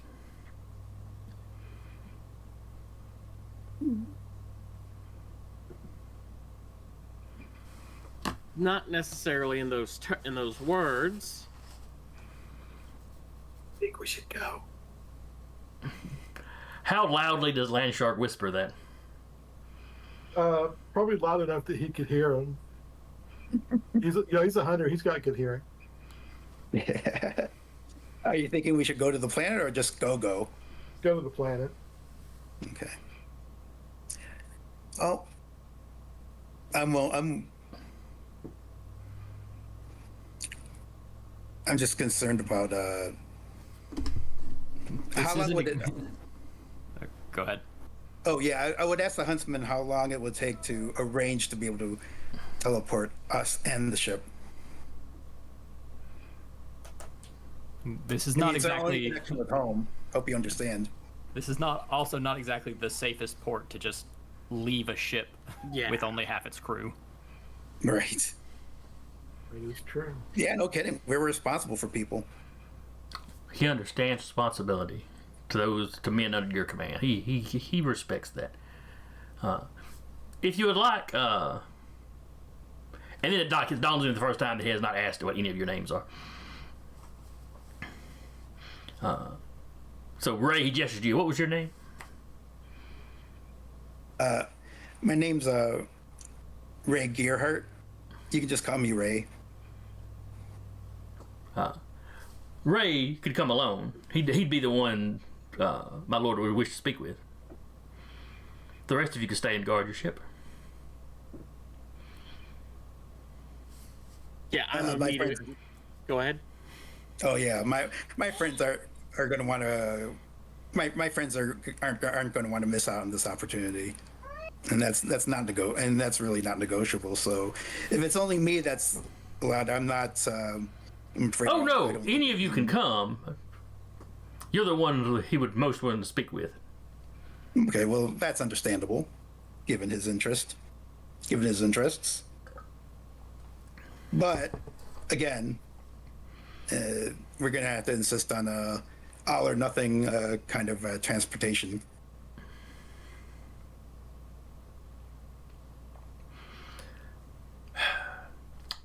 Very well. I will go and see if I can arrange such. Very good. I'm If you could show me where your looking ship forward to is, this exchange. so that I can. What's that? He does. He would like to be shown where your ship is, though, so he can find you when he returns. Yeah, we can give those coordinates, right? Okay. Sure. Oh, and while we're talking, who got shot? Just Recluse and Shark? Yep. Yeah. Yeah. Impulse will slap up and Novice will slap up and hit you both. Get 7 hit points back. Yay. Okay, that should top them both back off. Or sorry, 6 points back. So basically full for Recluse. Yeah, I only really took 1 point of damage, so you can do it all on Recluse. Well, I've got a max per tap. So I was just. But all right, he takes those coordinates. Steps back over to his dogs.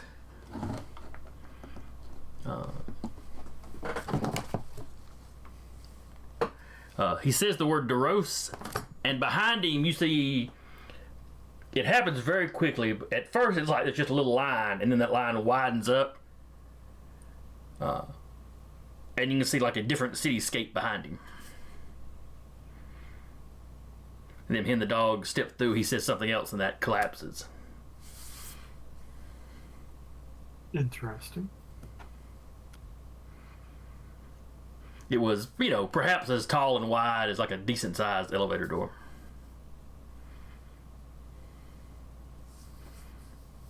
I guess So- he's going to arrange for our transport now.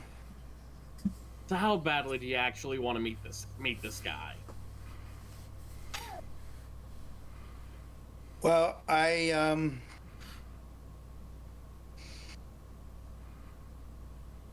feel obligated to make contact with the great spheroids, as the huntsman put it, because I have one of them, inhabiting my body. And I haven't been able to communicate with it. And I have no idea what brought it out to our world. Nor do I want to know, nor do I even know if it wants to be, for all I know, it could consider itself a prisoner inside of me. And I need to at least confirm or find a way to make contact with said being just to see what its intentions are, why it was on Earth, why it chose me to bond with, and where does it want to go from here. And it's given me these incredible powers, but I sometimes I feel like I'm like a jailkeeper, and I have no idea. And the only way I can find out is to learn more about this being inside of me. And right now, this is the first lead I've had on that, like ever since the accident that collided us together. All right.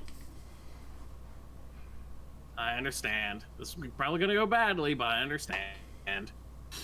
We appreciate you backing me up on this. I really do. It's very meaningful. And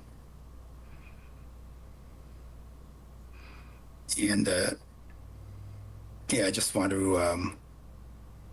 I can't help but feel that be fully comfortable in this, with these powers, and until at least make clear that this alien creature is all right.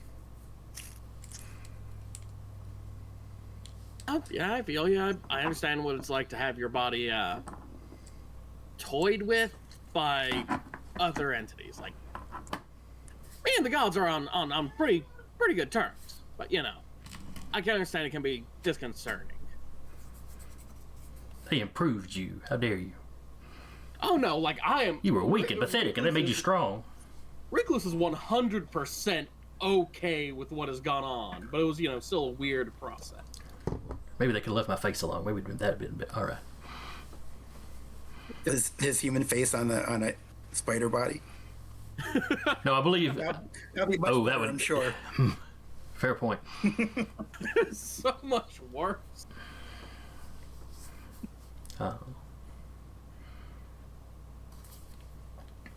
But all right. So y'all get back to the ship. Polyglot and her batch got there first. She's looking y'all all over. She can see where a couple of you got shot. Damage to the suit or whatever. But she looks. She takes one look at take one look at the damage to the suits. The dogs didn't do that. Was there somebody else? Yeah, there's a huntsman. Owner of the dogs, and TLDR, I'd really like to see if we can get the replacement parts installed as soon as we can, because we're gonna go have a dinner party with his boss.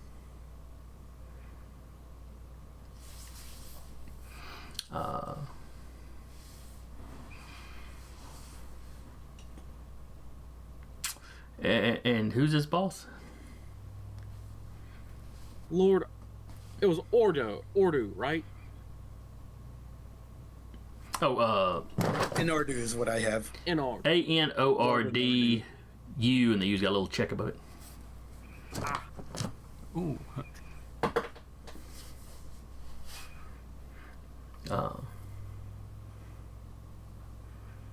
Yeah, and I know this is going to be a risk. We don't know if this Inordu has. Typically people go around calling themselves lords. In our experience, tend to be not the best of people. Omniglot nods. Yeah, they're English.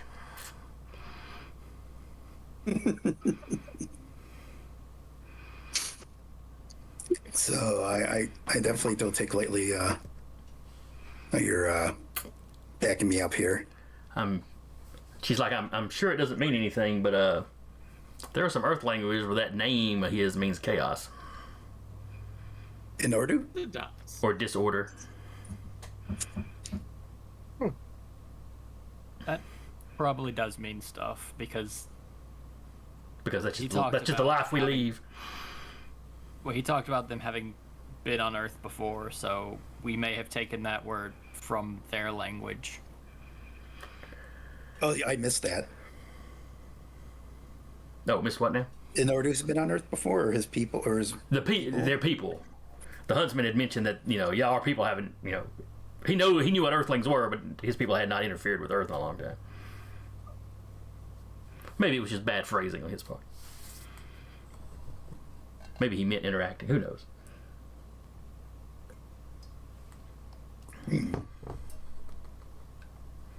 Regardless, if we all get transported and it goes poorly, it's only a couple more weeks on our trip. Nothing possibly bad could happen. Should this negotiation go poorly and us not be given any kind of transport more towards home.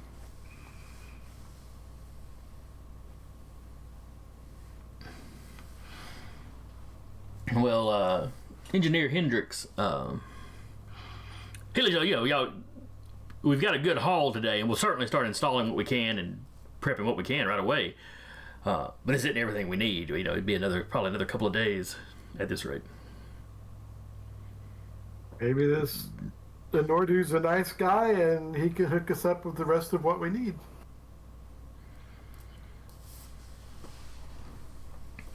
I'm sure that's how it'll work. Yeah, we'll just, pimp out information on Ray here to the Lord, and he'll give us stuff. That's completely ethical and what we should be doing. You know what? We're also rooting through trash right now. Ethics is kind of out the window. Hey, y'all dumpster diving. There ain't nothing wrong with that. It is a fine and noble thing to do for survival. Reuse, recycle. I know there's no shame in it, but I would not say we are on the moral high ground. It's a very moral neutral activity. Just like Fair a thing you enough. have to do when you have to do it. Fair enough.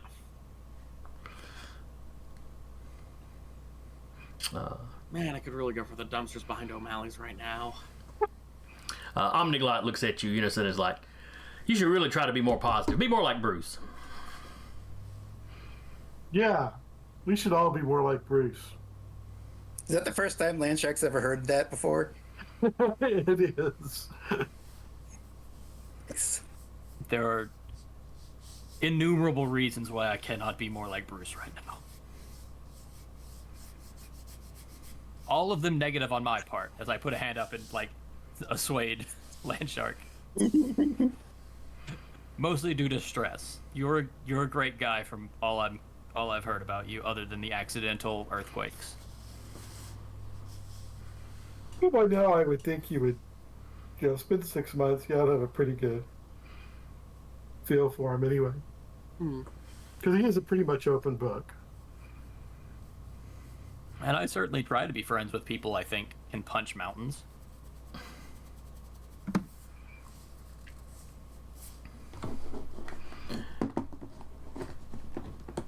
Alright, but y'all get back to the ship without incident.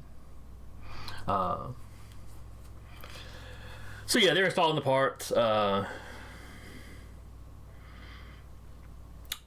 are y'all going to do during the evening? I'm gonna go brew Unison some tea. I'm sure we got some minor stimulant rations packed away somewhere. I'll have 3 of me astral project and be listening to the languages and conversations of the inhabitants of this planet, while another 3 of me are transcribing what's happening to Omniglot. And I'm saying on the ship. I meant on the shuttlecraft. You said this is what we're waiting, right? Mm-hmm. But on the shuttle, not on the ship. Well, y'all could take back off for orbit if you wanted to. Though this right here is the coordinates you gave him to reach you.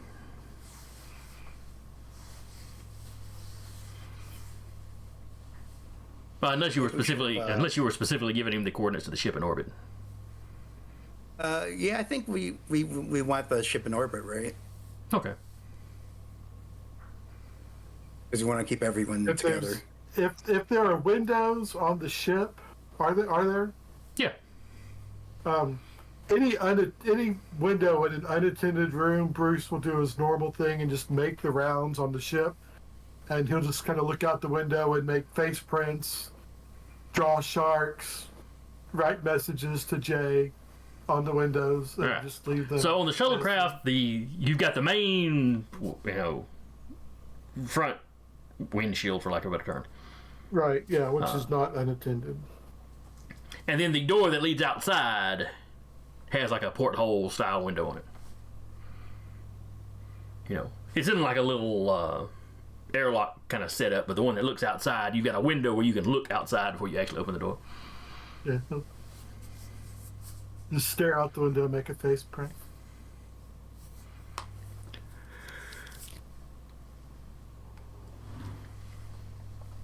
All right.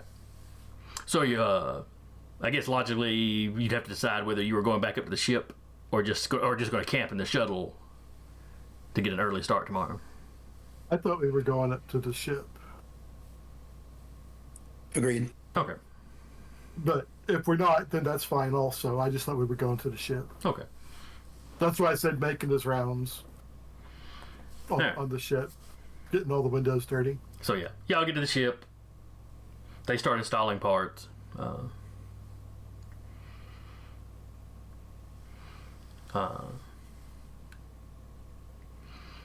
Eventually night comes kind of as you have your day-night cycle set up on the ship.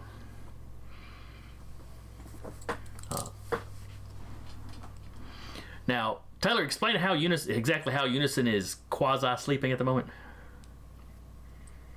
I mean, just going into an astral projection puts the body in kind of a stasis. Okay. So it's like your body is getting its sleep, but your mind isn't, which is where the strain is coming in. Yeah, it's where keeping track of things is getting slightly difficult because each fresh copy is a fresh copy, but then they kind of burn out faster than normal right now due to Unison's strain. Okay. And then, of course, the main Unison isn't properly sleeping. Yeah. Dumping as much mental stress on a copy as possible, and the copy just goes downhill faster and faster each time. There's a time limit Unison is definitely running up to. Yeah, I'm thinking Unison's probably a mess right now.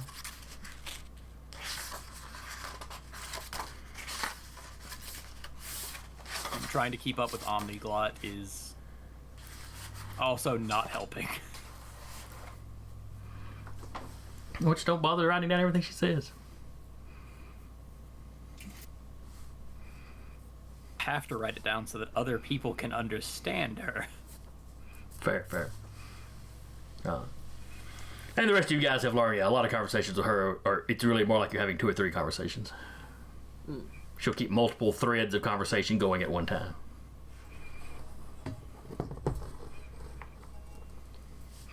I think maybe she's learned with Bruce to just have just simple conversations.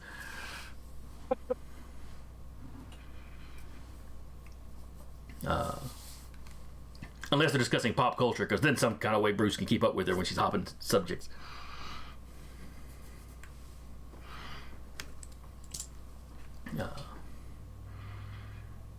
But all right. Y'all kick out, off for the evening. Somebody give me a D6 roll. Just a straight D6? Yep, just a straight D6. I will be adding some stuff to it, but... Not bad. Okay.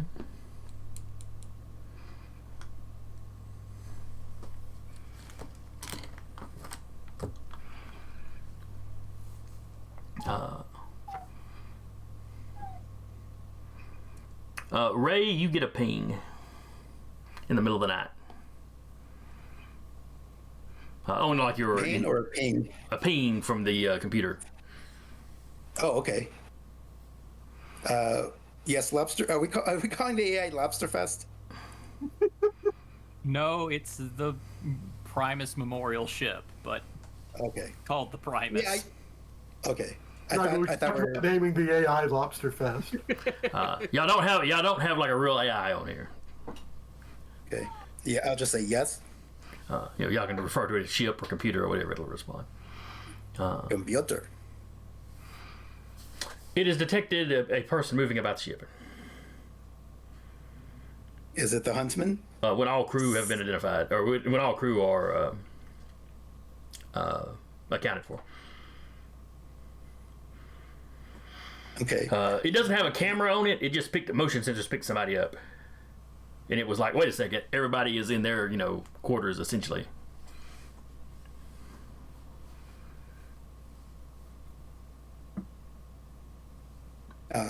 Was the extraneous life form on board? Yes, it was on board. Okay. Just give me the location. I'll be right there.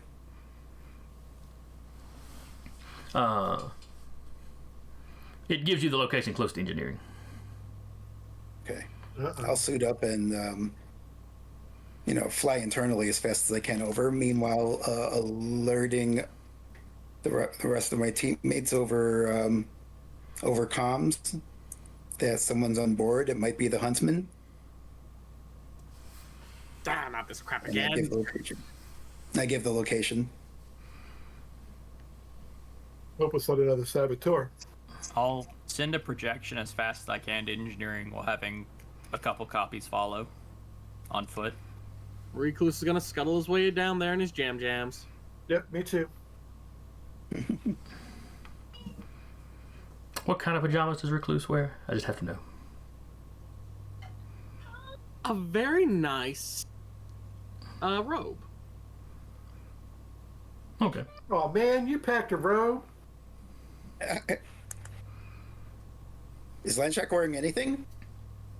Yeah, I'm sure he's, sleep shorts, maybe a tank top. He's not flapping in the breeze, is what you're saying. No. No. There's other people on the ship. Bruce is not inconsiderate. There's no breeze in space. He's not that shy, but he is not an exhibitionist. There is when Darth Vader wants his cake to flow.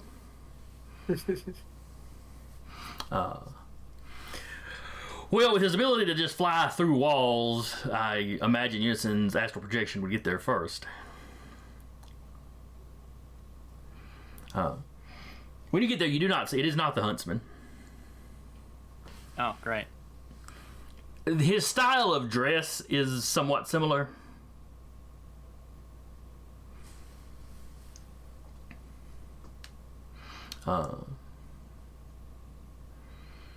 He has one of the access panels open,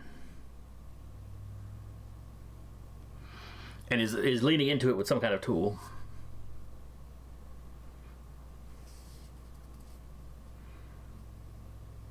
The projection will go visible. Hello, sir. Can I ask what you are doing on the ship? He looks up. Yes, Lord. Oh wait, no. Only the one dude actually uses that title. Yes, he had heard your ship was damaged, and Sarah Garrick sent him to make repairs.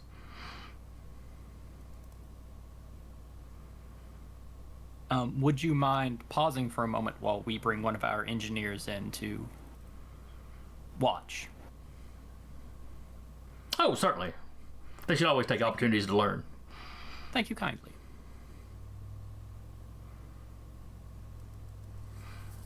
One of the unisons that's actually got a body. Hey, can we get one of the engineers down there to watch this man repair the ship? Your head engineer Hendrix is like, wait, what? Who's repairing my ship? One of Lord Arnadu's men has come to repair the ship and is currently in engineering with a panel open. I would prefer we have one of our people here to see it. While you're talking over the comms, you can hear his cabin door whisk open and whisk shut behind him.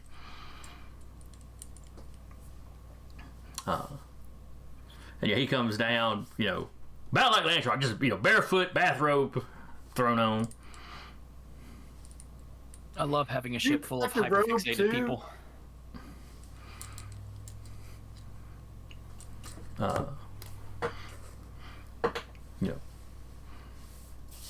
So he gets there and he starts talking to the guy, and just like before, this guy's speaking with y'all with no issues.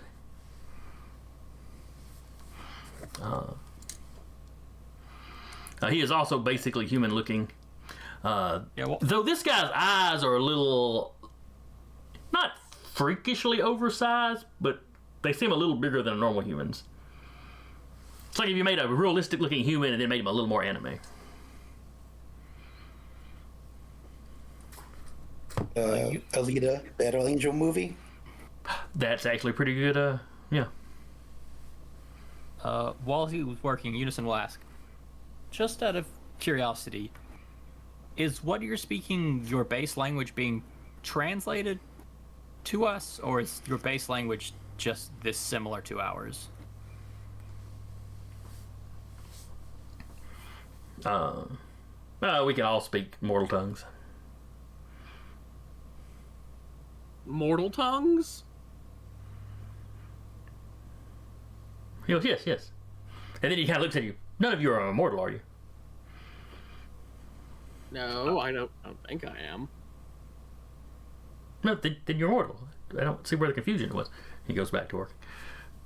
If I'm still around in 100 years, I'll let you know.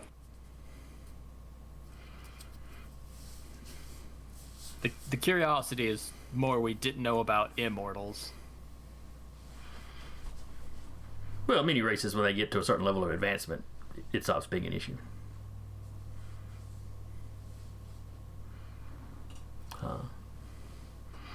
Though his people are naturally unaging. So I'd like to clarify. Are you all supernatural? Well, they're completely natural from where they're from. Well, supernatural Yeah. involves there being something beyond nature. We are merely nature so advanced that we might appear like magic to you. Gotcha.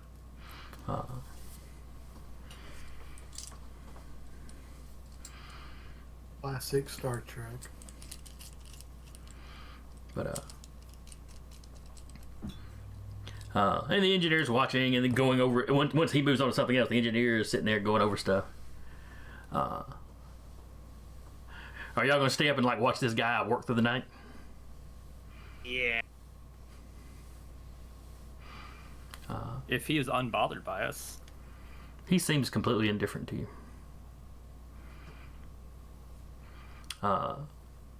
Hendrik, at some point, confesses to you, I have no idea what he's doing. It's like that device he's using. It's a stream of matter that comes out and then forms into what we're needing. I'll ask him, the new guy, can you upgrade us so that we can travel faster? That is beyond the scope of my instructions. Could I, though? Yes. But that's not your job. But I will not without I will not without being instructed to do so.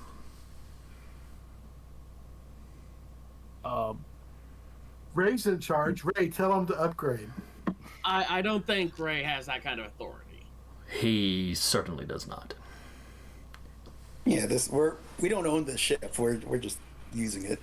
Also, my apologies. Is there a certain amount of deference we should give to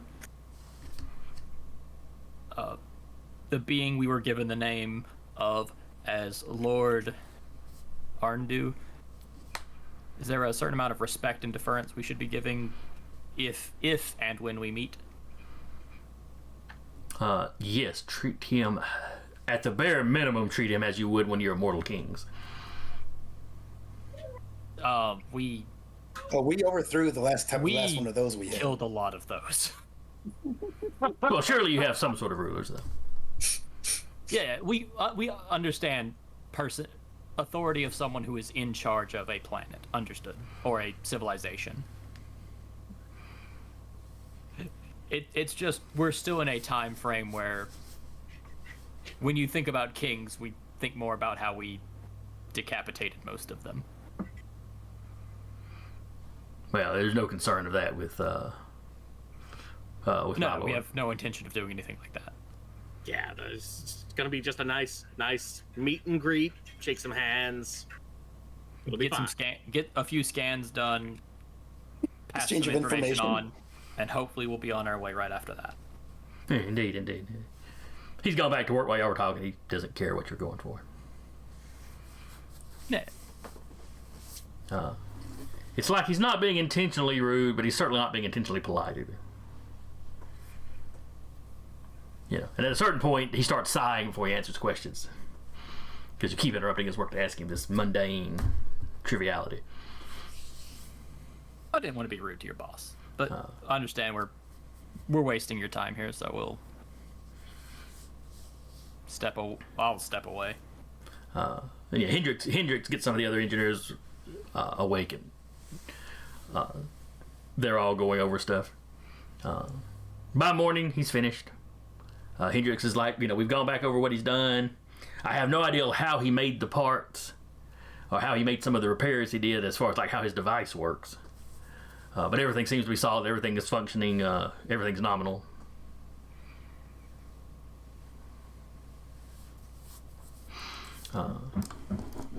Thank you very much. Whatever name he gave us, if any. Yeah, I don't think he gave you his name. He just told you what he was there for.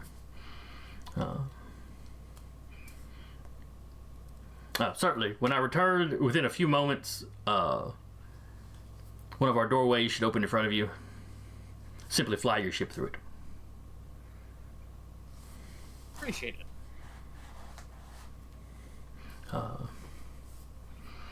Then he turns, you hear him say Duros, and one of those doors opens in front of him and he steps through.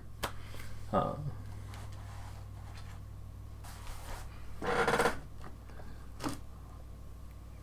says Dunan Duros, and it shuts. Did Omniglot ever make it into the engineering? Did you call her? Y'all really only said you were waking up each other in the engineer. No, great. Nope, sounds like she slept blissfully through the night. Of course, the most important person to have in the room sleeps through it. Yeah, maybe, I don't know, maybe for the purposes of identification, we just consider her Omniglot part of the team for now. Okay, so if y'all say I let the team know, you're letting Omniglot know as well. Yeah. All right, that's fair. It's definitely a worthwhile distinction to make. I shouldn't have taken that for granted.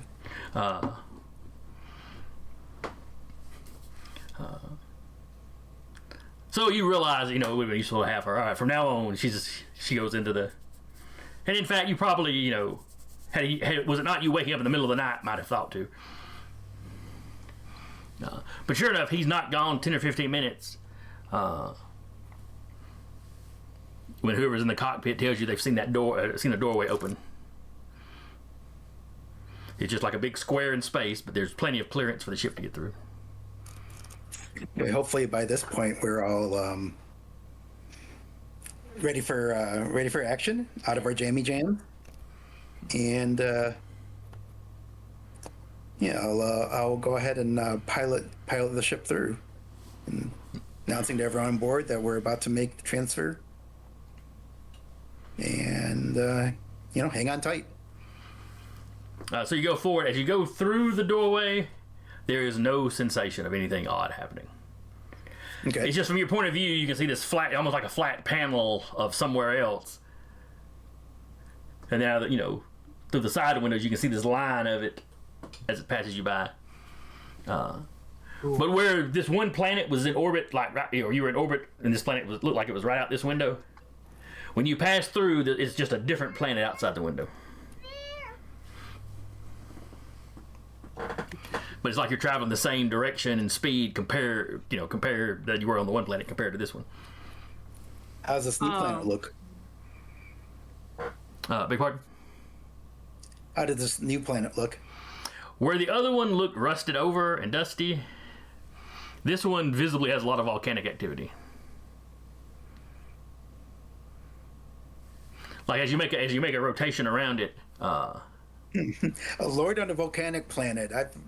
This sounds familiar. So it's not the entire planet, but there's a lot of volcanic activity covering, some of it covering entire continents. Okay, so not entirely hellish looking. But there is one fairly large ocean or one of the fairly large oceans, that there is a large island. It's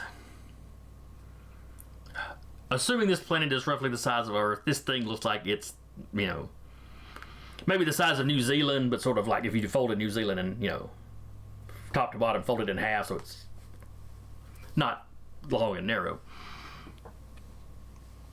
And that seems to be like beautifully green. You spot numerous cities, both in the inhospitable areas and on this like one spot of real greenery.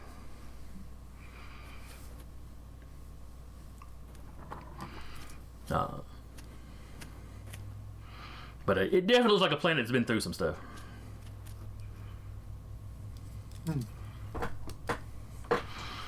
You are instructed to take up or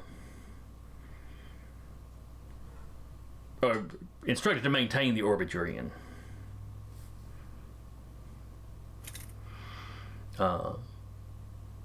The island I mentioned it's currently on the night side of the planet.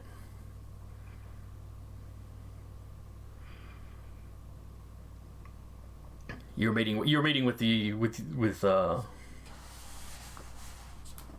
Lord Nordu.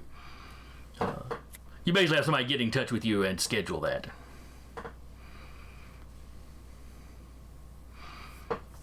Your time, it's sort of like it's going to be brunchish. Though nothing in the invitation mentions there being any food. They refer to it as a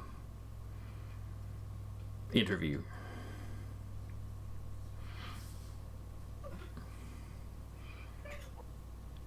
I'll be honest, interview actually sounds very nice in comparison to what I was afraid of. You're afraid they're going to have us over for dinner? Well, I mean, like, vivisection and reconstruction is something that's not off the table for people that can create matter at will. I mean, it depends on how rough the interview process is. Just remember, our biggest flaws are that we care too much about work.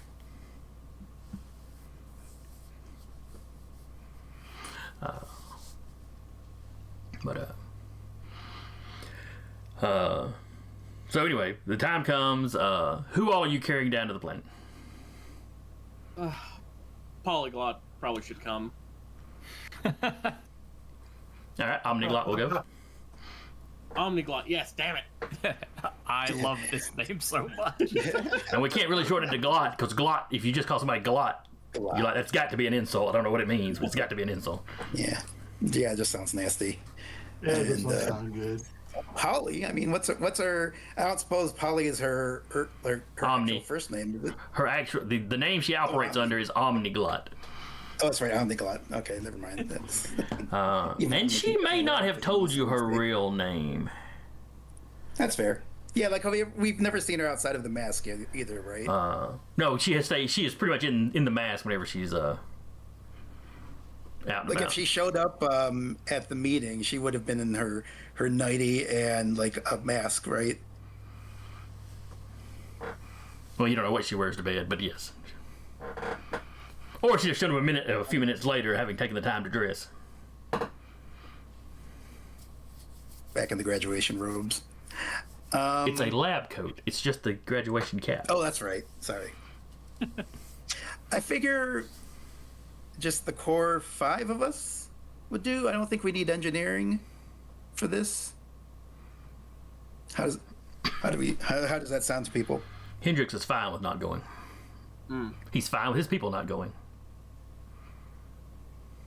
Oh, I'll keep a copy on the ship of myself as well to keep them just knowledgeable of what's happening. Okay.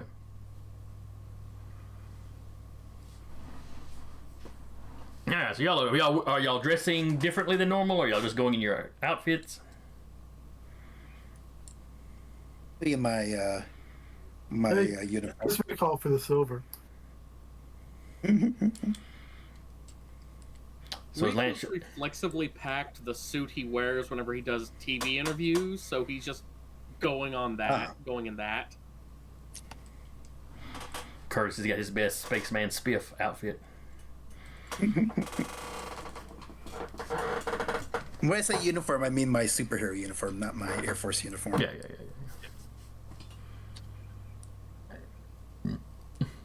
Now, you going down with just Unison, or just a unit out, or are you going down with other clones already popped? I'll come with 2 popped.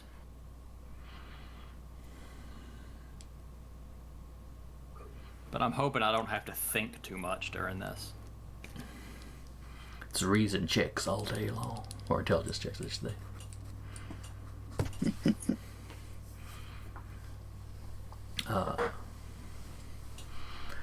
When you land, there is some kind of military-looking guys there to greet you.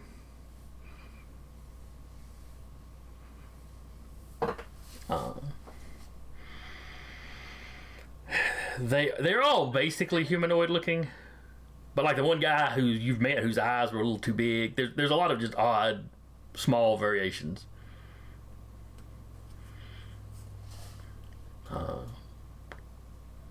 It's like you can't, other than the basically humanoid form, there's not really a standard look for these guys.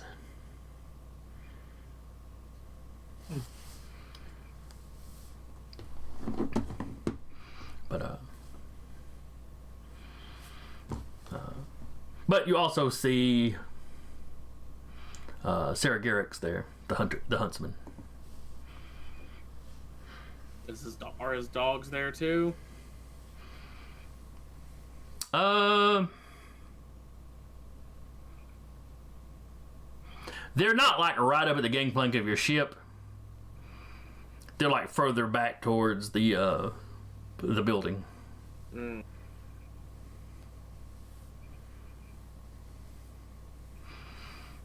They don't seem particularly upset with you or anything. Did we just lose Curtis? I'm still here. Oh, it's on. Yeah, we lost. Your nameplate vanished from the Roll20. Huh. Weird. It is. It's strange. You might hit reload, make sure it. There he is. Well,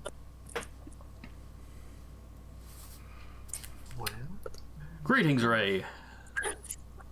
We are so glad we were able to get your ship repaired and that you could be here for this. Yes, thank you for that. It was a trifling thing. More important to us that we not be delayed anymore. Very good. We hope to interview with all expediency. So yeah, I introduce everyone, and yeah, then I guess we go on our way.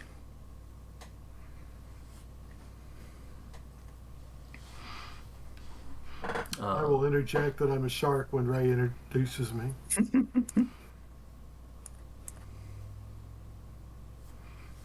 I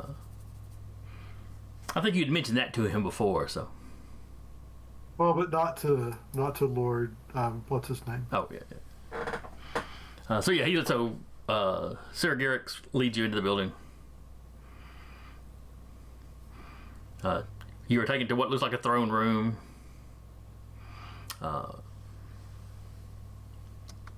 And the weather here, very nice. It's like, high 70s maybe.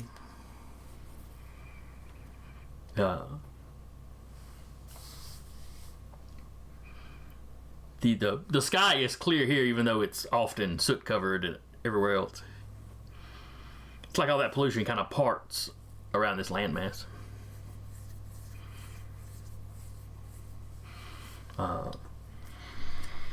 You see small flying vehicles in the distance, not right around the palace complex. It seems to have quite a large estate around it, separating it from this city that kind of rings it.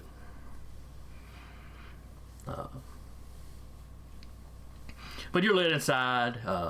The inside is quite dark. There's not very many windows to this place. The hallways are lit, but there's always these like side passages that are dark, or these just kind of shadowed areas in a room.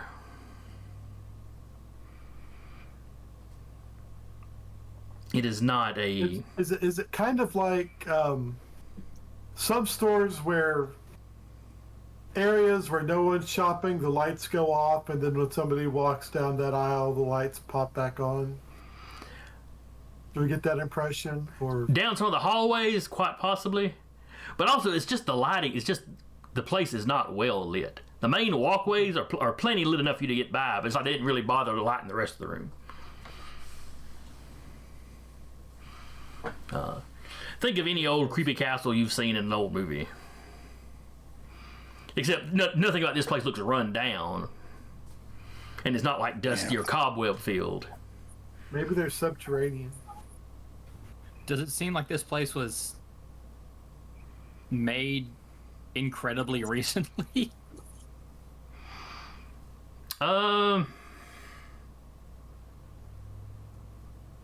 You wouldn't say that it looks new exactly. It just does not look wore down.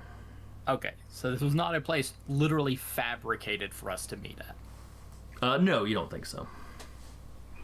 I mean, depending on the level of power these people have, I suppose. But... Yeah, I'd like to raise an illumination. I just want to glow a bit just to see if anyone reacts or if it gets suppressed in any way. You're passing lots of guards, and when you first light up, suddenly the guards give a slight start. Now, Sir Garrix has seen you light up before. He just sort of smiles at it. I may just casually, do a human flashlight thing along one of the shadowed corridors. What material is this place made out of? By the way, the building.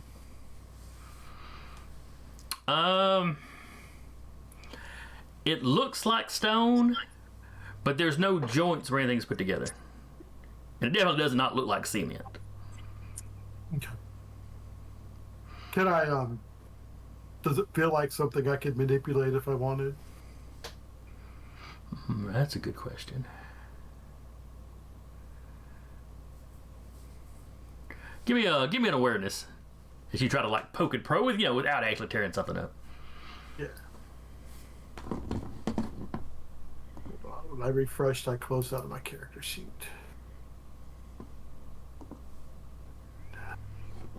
Ooh, 11 is the number to beat. Ouch.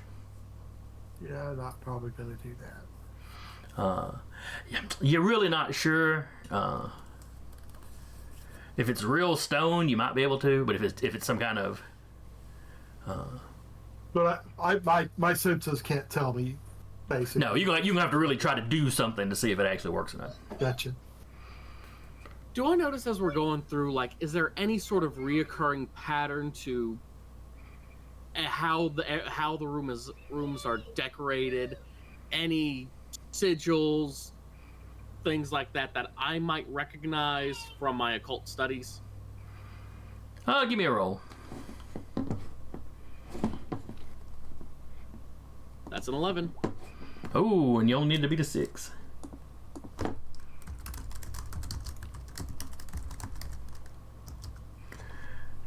All right.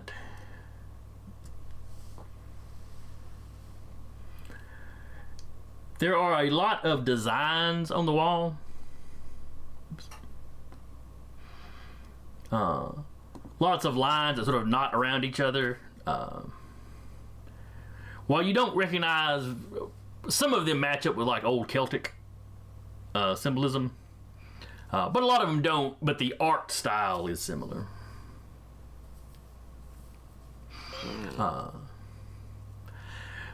The walls in a lot of these rooms are also decorated with basically like reliefs carved on them. What do they depict? You can see some of them. You can actually pick out Sir Garrix. Almost always accompanied by hounds. Though how exactly the hounds are depicted change. sometimes it looks like they may be actual dogs. Other times it's clearly mechanical ones. Often in wooded or wild looking areas, often hunting beasts. There are some reliefs that show war.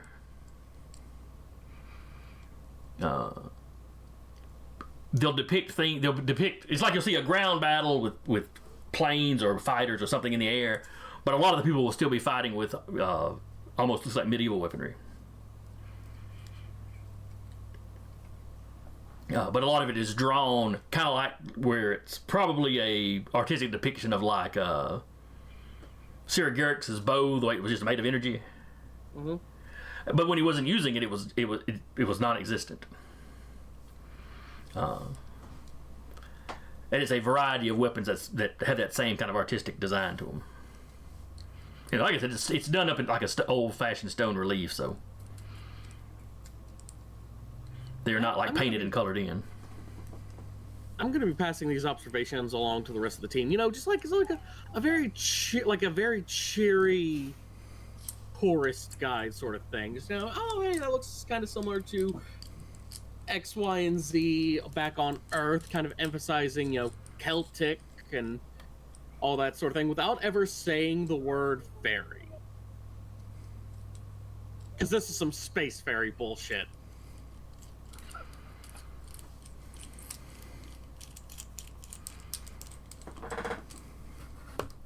It most certainly is not.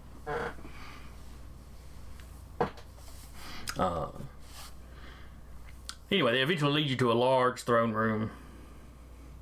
I do not have a picture of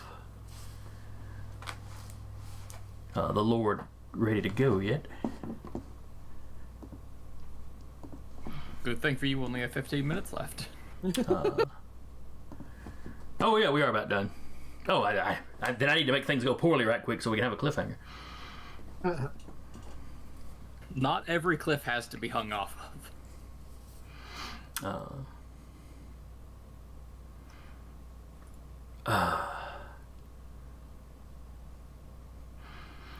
Anyway, so yeah, y'all walk in, big throne room, big guy on the throne.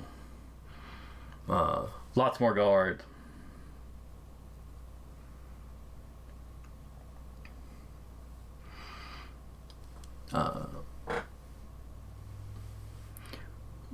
When he sees y'all walk in, the man on the throne stands up, gives a very cold smile, though probably sincere. Excellent, Sir Garrix. You have brought the test subject.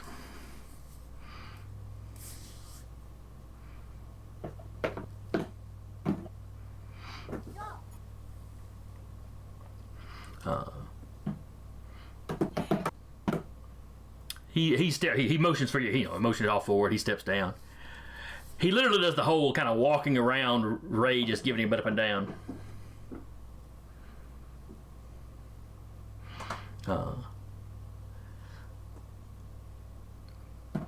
From Sarah Garrix's description, I assumed you had simply been infused with a little of their power. But is somebody stomping? The child is playing the drums in the distance. That would do it. First of all, Ray says, "I see the." I think my comment. I think I was muted during my last comment. Oh, you may be. Yeah. So first of all, Ray says, "I see test subjects. I see there's been a slight change in the translation of interview, and we didn't." I'm just gonna. We're just gonna have to make clear right now that we're not here to be lab rats. I'm just here to learn more about these energy aliens, and that's it. You are here because I willed. have Ray's back. He looks completely unconcerned with that, Landshark. You are here because I willed you to be here. And he stops, puts a hand on your shoulder, squeezes. Maybe a little too hard. But you don't know if that's an intimidation thing or just he's stronger than, a normal person. But rest assured, we will. But rest assured, he puts on there, kind of squeezes a little bit. Rest assured, we will both learn what has been done to you. I would like to use my flight power to raise myself up so that we're speaking eye to eye. And Okay. Well, he is taller than Sarah Garrick. He's probably a good 7'3". okay.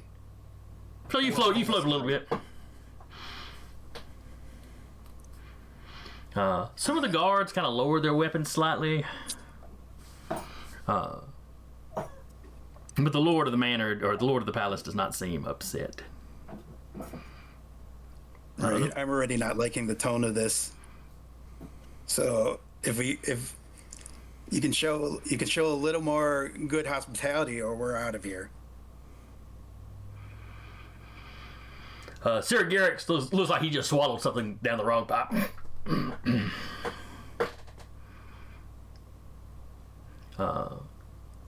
the Lord narrows his eyes at you. Hospitality. The guest also comes with responsibilities.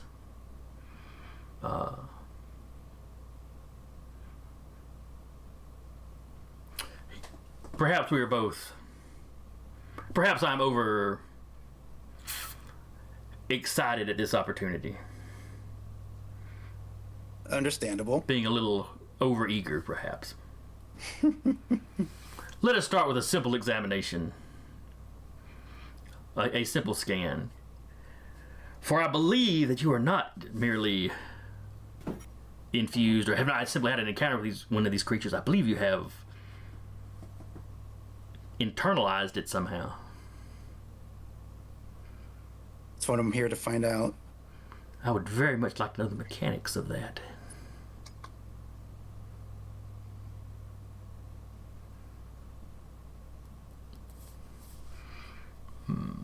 How does this happen then?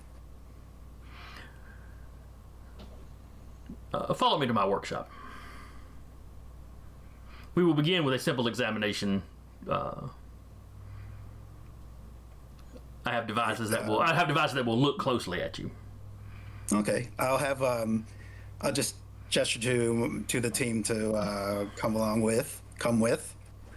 And let's see how Inordu reacts to that.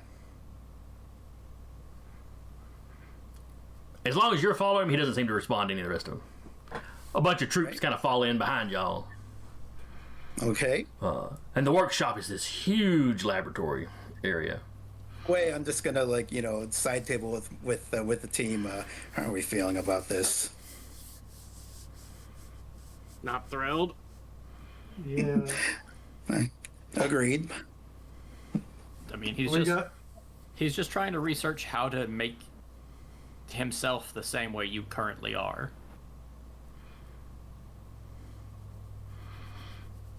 So by researching you, he can find a way to rip one of those into himself. He probably will. Sure, I'm not sure I'm liking that option. I'm definitely getting a bad vibe here. How about you all? Yeah, I got bad vibes too. I'm thinking Maybe maybe. be able to learn something. Yeah, but I'm thinking there might be a better way to go about that. And I wasn't really clear on that but now that we're face to face, I'm definitely not liking the reception so far. Less murmuring back there, please. Yeah, pretty much clutches it. And he glances back. Come, Ray, attend me. I would ask you questions of how you became entrapped with this creature.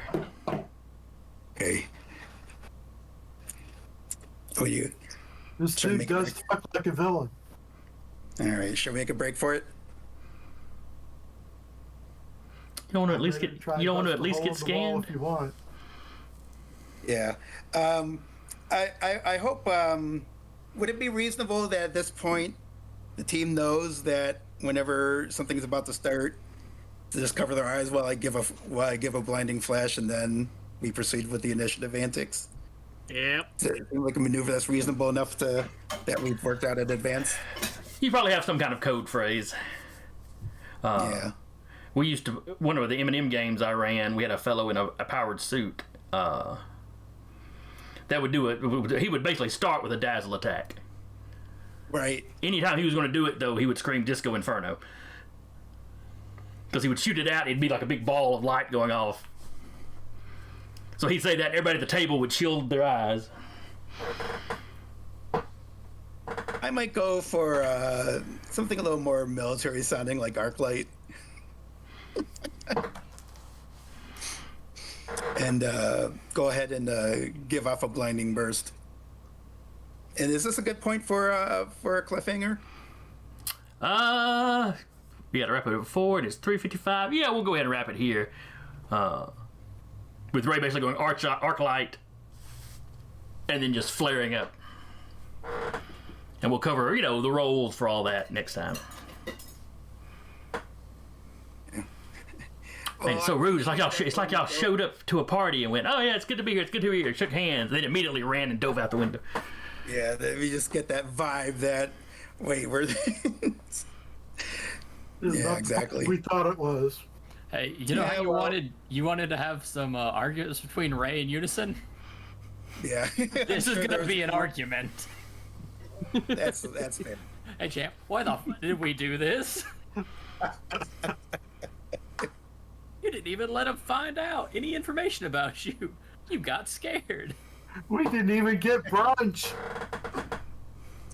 We got teleported weeks away, and then you chickened out at the first instance of, this guy's kind of rude. Well, Anyway, maybe that's a fair point, but arguments for later. We can hash that out next issue. I don't think any of the players are saying this is a bad idea, though. It's just in character. No, of course.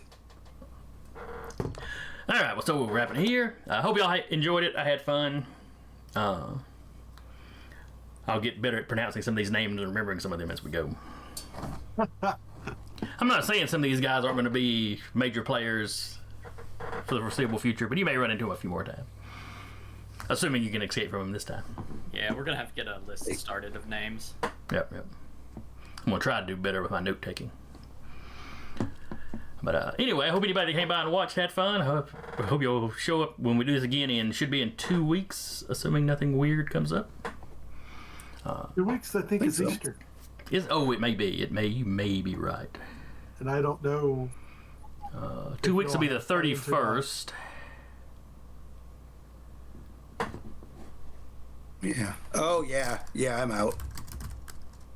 Anyway, we'll hash that out. Yeah. Okay. So it'll probably be a month then.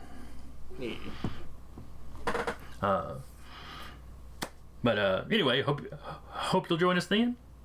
Again, I was the GM, some call Jason. And with me, as usual, has been Curtis as Landshark, Laters. Zach as Recluse, Thank you for joining us. Taylor as Unison, See you.